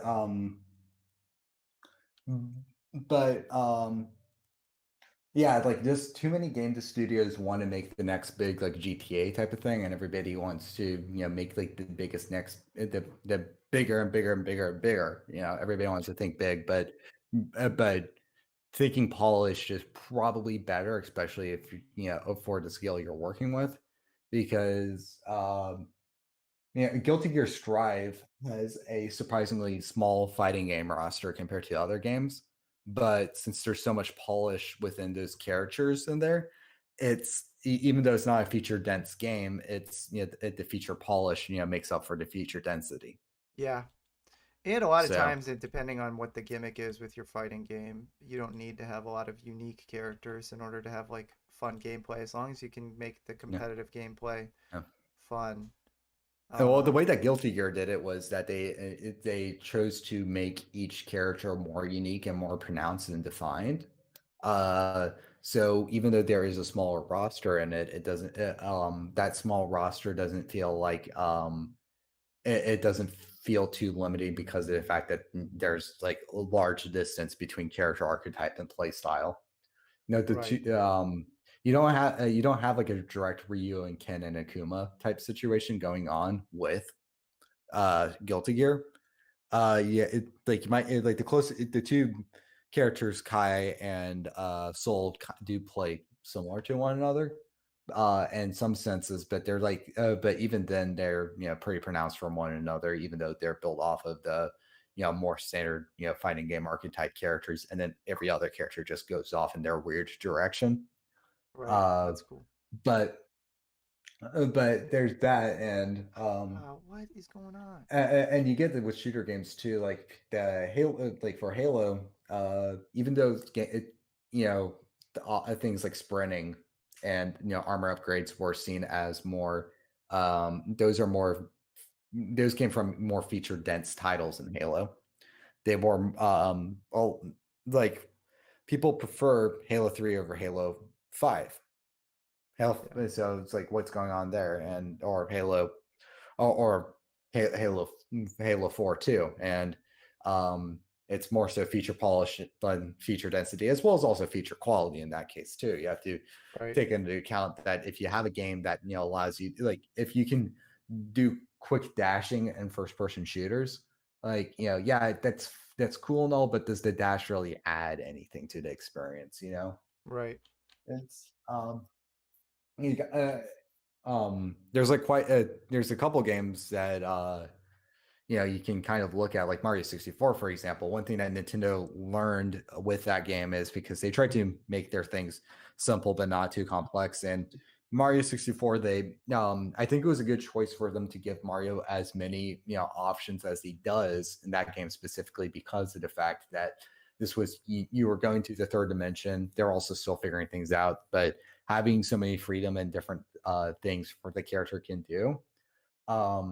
Like being able to do kind of like things like like sweep kicks of a 1 2 3 combo, jump kicks, like as well, ground pound, sliding. You have all of static slide kicks, like all of this stuff. The amount of features that your player has and like that you can do for attacks and movement options in Mario 64, it's more dense than and it was good at the time because of the fact that jumping from Mario World to that, it's like it showed like, oh, this is 3D and Mario can do anything. This is crazy. Yeah. But then when going into games like Galaxy or Odyssey, they they simplified quite a few things. Like Mario Galaxy, Mario doesn't have a one. It's like his like primary attack is a spin move. Like there's no Right. kick combos. He doesn't do different attacks in the air or on the ground or while ducking. It's just one consistent spin and he hits people, but it was more streamlined and it didn't really by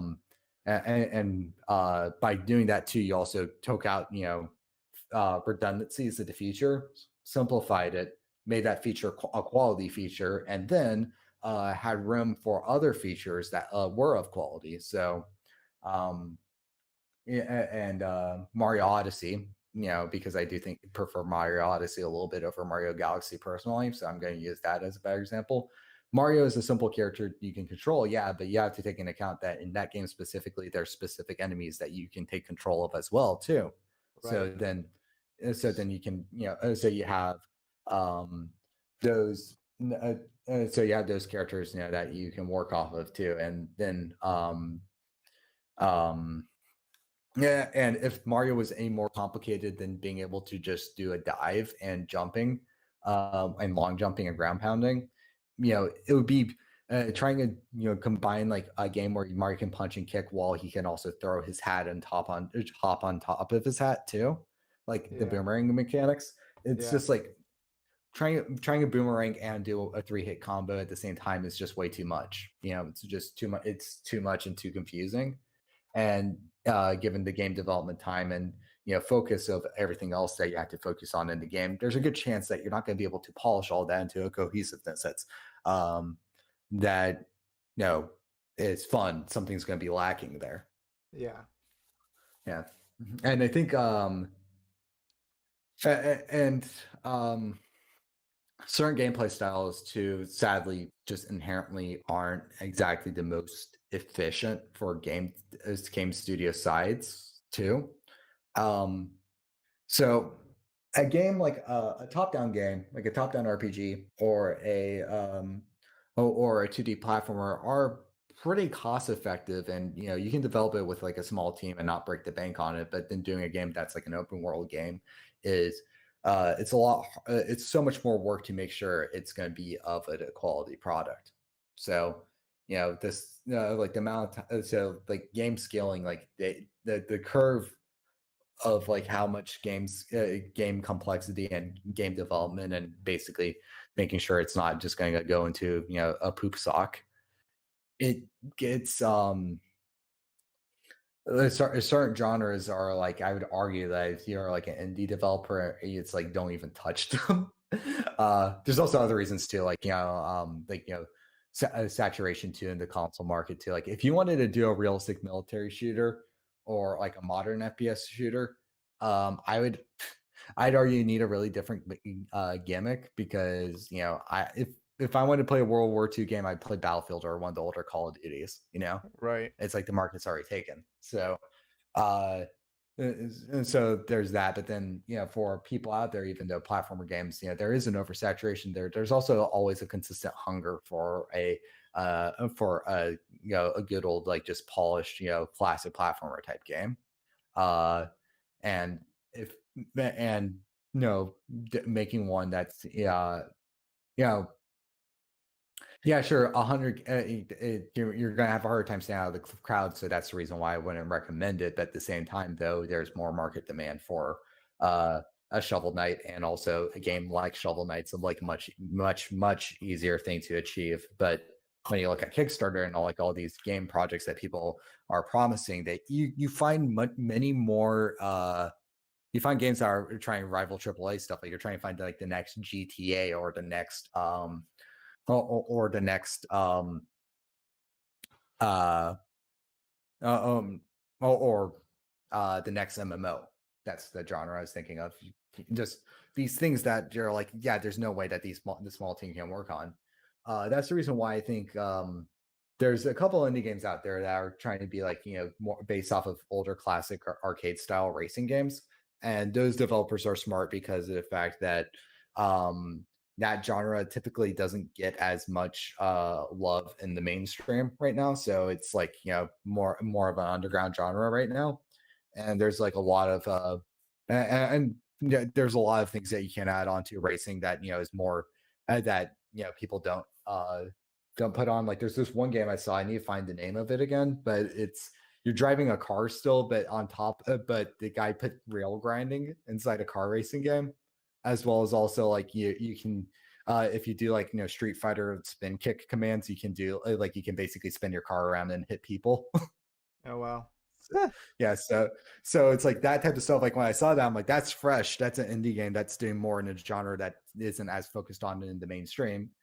Because having like a kart racer, don't make another kart racer. Nintendo's going to do that. Don't make another realistic racing simulator. You're going to get Forza to do that. But if you're going to do like an arcade racer that that isn't a kart racer but doesn't adhere to reality, like that in between zone of arcade racers not getting represented at all. There's a couple indie games that are coming out right now that are in development that are doing that, and those people are smart for doing so. Friday Night Funkin', super smart thing that those guys chose to do a rhythm game. People love rhythm games, but it's like you don't really get. But even then, when you get rhythm games, you don't really get too many mascot-centric rhythm games either. So these guys made a mascot type rhythm game, like a proper rapper. That's a mascot rhythm game. So they and a rhythm game, is something that it's the way that Friday Night Funkin' handled it. It's like they were making the of course there's some polish that needs to be done on the coding side, but though I'm pretty sure they'll get that with the Kickstarter. But they were able to prove that they could make the game because there was only 3 guys working on this thing, and they were able to just focus on making it the Kawaii Sprite was able to work on his music, and Phantom Arcade was able to get his art style dialed in. Yeah. It's like the amount of coding that that Friday Night Funkin' has going on with it is I mean it's difficult because you got to sync up charts with music. That's obviously like a challenging thing, but in terms of like complex features and I mean they're not worrying about things like like physics engines of Friday Night Funkin' at all. It's just making sure that the input is at the right time, like that is so much more manageable than it's like it's so much easier and more manageable to make Friday Night Funkin' than it is to make ukulele. Yeah. Yeah. Right, that makes sense. Yeah. Yeah. And that's why ukulele disappointed people. Yeah. So Uh, it's a jack of all trade, master of none is a common phrase, and video games typically indie developers tend to fall into that pitfall. And and and luckily, it's like as far as like it goes on terms of like programming capabilities, it like trying to get the getting everything working together and functioning and getting like all the properties, like if you hop on Goomba, Mario bounces off of it and kills Goomba, like all of that's the hard part of the game. But the thing that people are going to respond to is basically like how high Mario jumps off of the Goomba when he hits it, and also the hitbox, making sure where on the head he's going to bounce off of it, and all of that stuff it's like music. People like a fantastic composition is a lot of work for music and songwriting, but you got to make sure that but even though like all those parts are there and you have to basically craft those individual parts for it, mixing is what really determines if people are going to be listening to your song or not. And oftentimes the song that's better mixed is going to be more people will listen to a song that's better mixed than a song that's better composed.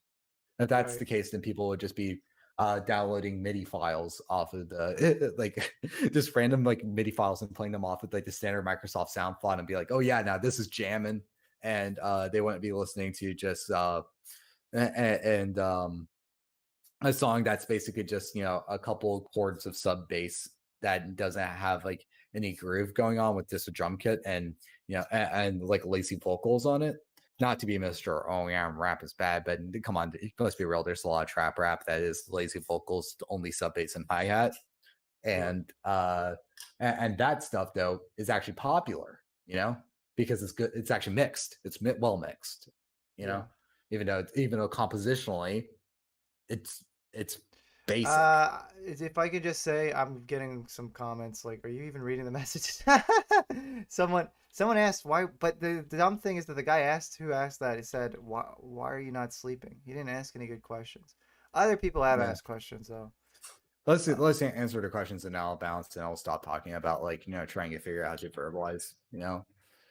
verbalize this. Yeah, and I seem to have come to a weird another glitch step block where But it's I will say my biggest issue, and it's kind of like probably something. It's something because on one hand, like I want to say my point, but on the other hand, I don't want to run into the ground. But I will say probably one of my biggest character flaws, and reason why we don't have anything like a fancy podcasting company like Headgum or anything like that is if I say something and I'm like, that's not as perfect as I want it to be when I'm trying to communicate my thought, like I will basically like reiterate and write draft upon draft upon draft, given that as much airtime as I have, because I want to be able to publicly state like my perfect version of it.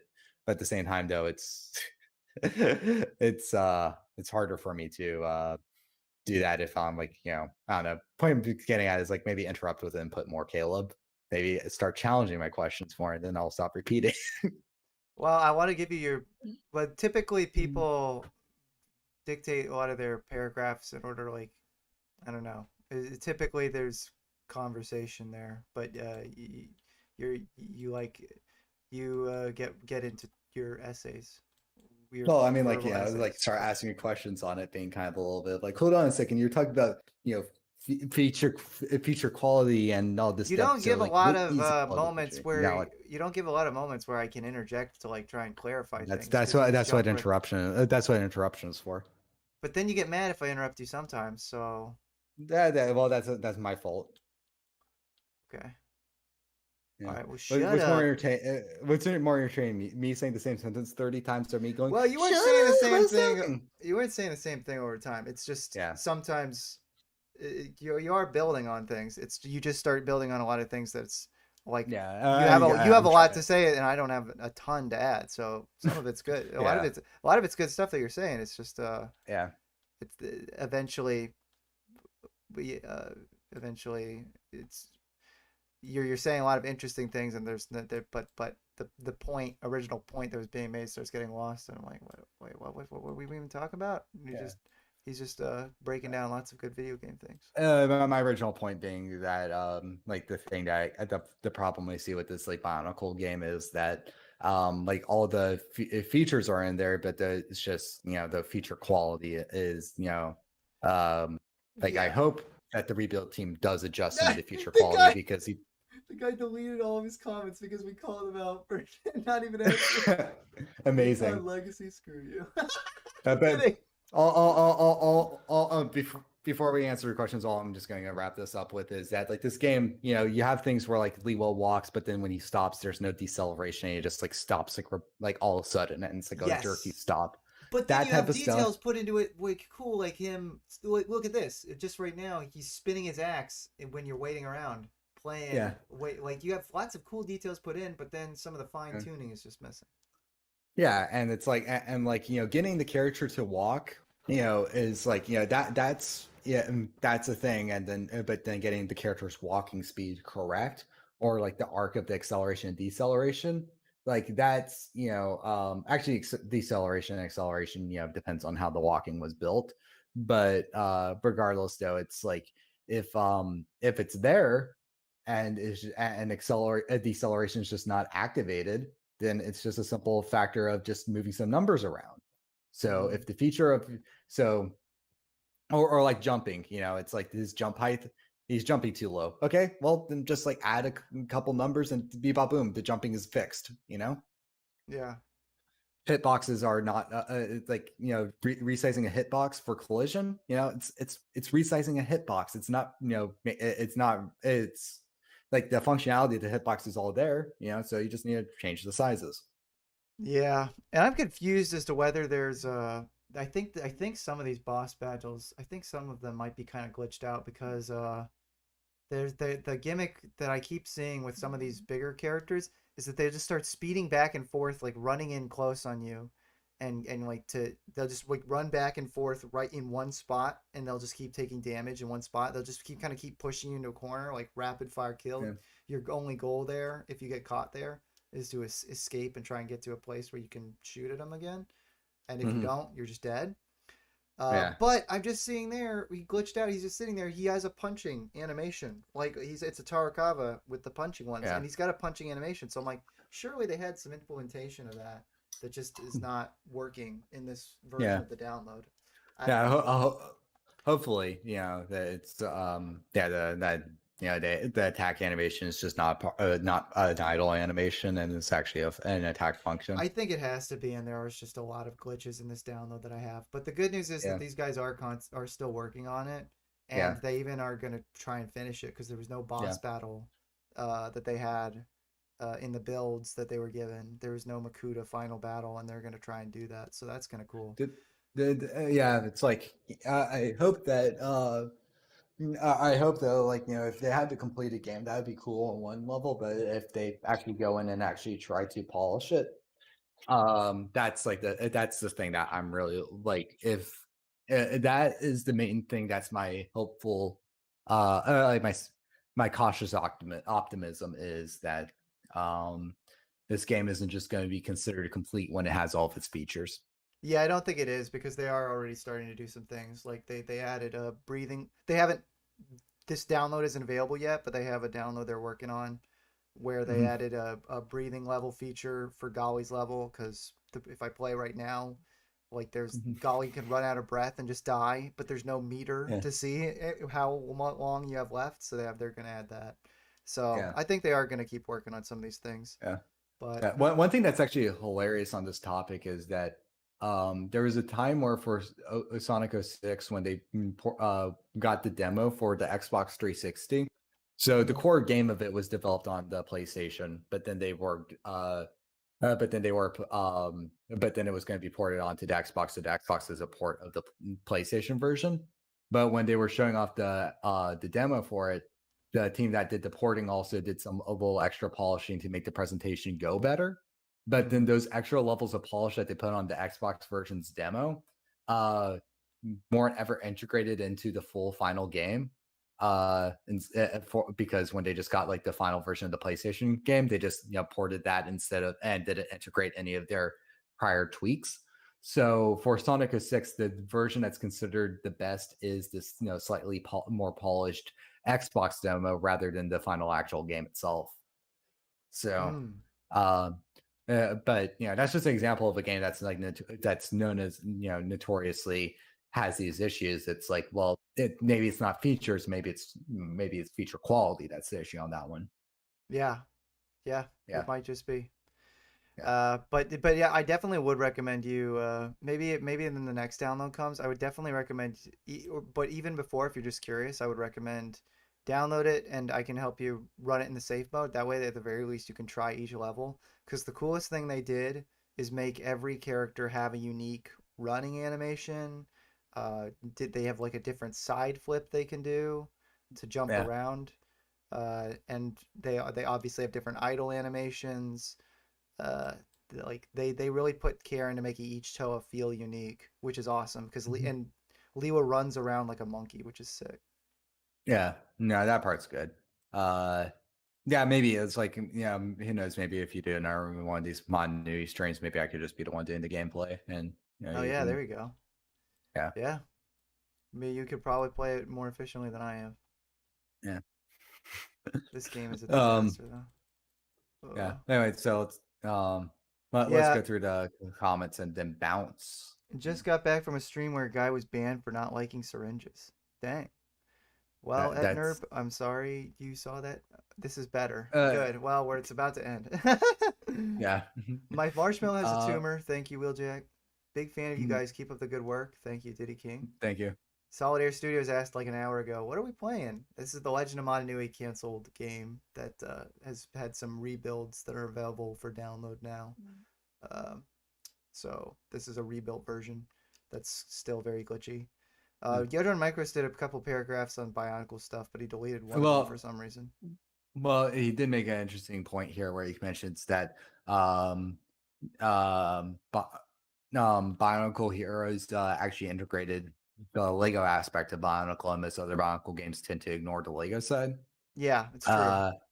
Which I think, yeah, I think that's true. I do think that there could be elements of Lego that could be better integrated into Bionicle, but at the same time, though, you can only do so much before then, because even though Bionicle is built with Legos like diegetically within its world, it doesn't like the logic that Lego Movie operates off of, where they're all acknowledge the fact that they're made out of plastic pieces, is very different than Bionicle. So you have to take those parts into account. What I do disagree with your Adrian Micros, though, is him saying that Bionicle Heroes needed a character creator. I think Bionicle Heroes, its biggest issue was the fact that he didn't have an actual character we were playing as. One of my biggest criticisms of video games, like the mentalities that a lot of people go into making titles, is that there's too many examples of playing as an avatar rather than playing as an actual character. And when you play as an actual character, it enriches the experience significantly more. It's not silent protagonists, can be okay, but if the silent protagonist is a blank of wood, then a blank of wood, it doesn't work, and it's awkward. I mean, even Link has a little bit of personality. My good example for this is the Smash Bros. Test, basically. If you have if all the characters that people want to get put into Smash Bros. Actually have more of a personality and a character to them, and are in a pure avatar, who's asking for no, I've never heard a single person say, "Hey, can we get the Guardian from Destiny as a playable character in Smash Bros." No, because what you play as in Destiny is purely an avatar. But Right. but I've heard people, heck, kind of mimetically, but a lot of people would be absolutely thrilled if they put CJ from GTA San Andreas in the game, because CJ is an actual character. Yeah, would be funny. Yeah, everybody wanted Dante in Smash Bros. Even people who never played Devil May Cry, because he's such a good character. Yeah, Yeah. you gotta. Travis Touchdown, obscure motherfucker, but though such a great character that people wanted him in even more than more well-known games. Yep. There's a lot of different characters that fall in that, like indie characters Yeah. like Shantae, other Yeah. stuff.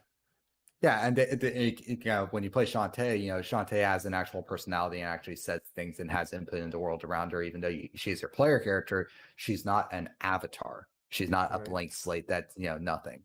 Yeah. She's not a Far blank Cry slate 4. baby. She Yeah. won't write your name. And for Bionicle, since Bionicle is such a story-rich world, I'd rather play as a character than play as a nobody that kind of is awkwardly around. Like, it's a blessing that Tekua basically was able to be wrapped into the canon the way he was, because Yeah, it was cool because because all of I've never. Tekua's personality came post Minog. Yeah, yeah, that's true. His personality, because he was just literally before he had a whole game parallel to Minog, which takes place before Minog, with the Game Boy game that. But again, in that game, he's an avatar. He's literally just your default character that you make in a character creator. Yep. Okay. I don't mind character customization. I don't like character creators. Fair enough. That's my hot take. Hot take, Larnu. Yeah. Just best Lego convention. Oh, we've only been to one, or one run by one organ. Cage has been to a couple of the same all the but they're Brick both Fair. great. The last one you went to was probably the biggest and best put together. But the one in the Brick Fair Alabama 2013 was no more than it was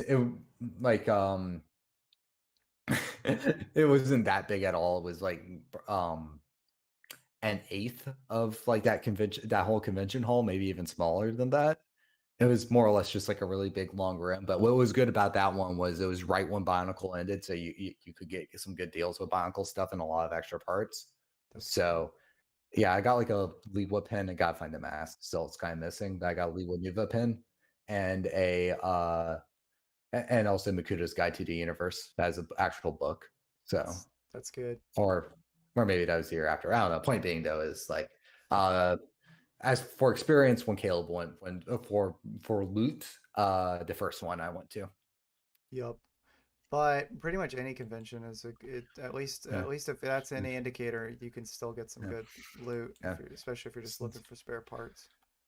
Sort of Coffee said the AI in Snowboard Kids 2 has some hellish rubber banding, and I will agree with you on that one. That's the problem with kart racers in general, is that they just generally have really bad rubber banding in the single player. You know what rubber banding is, right, Caleb? Rubber banding now.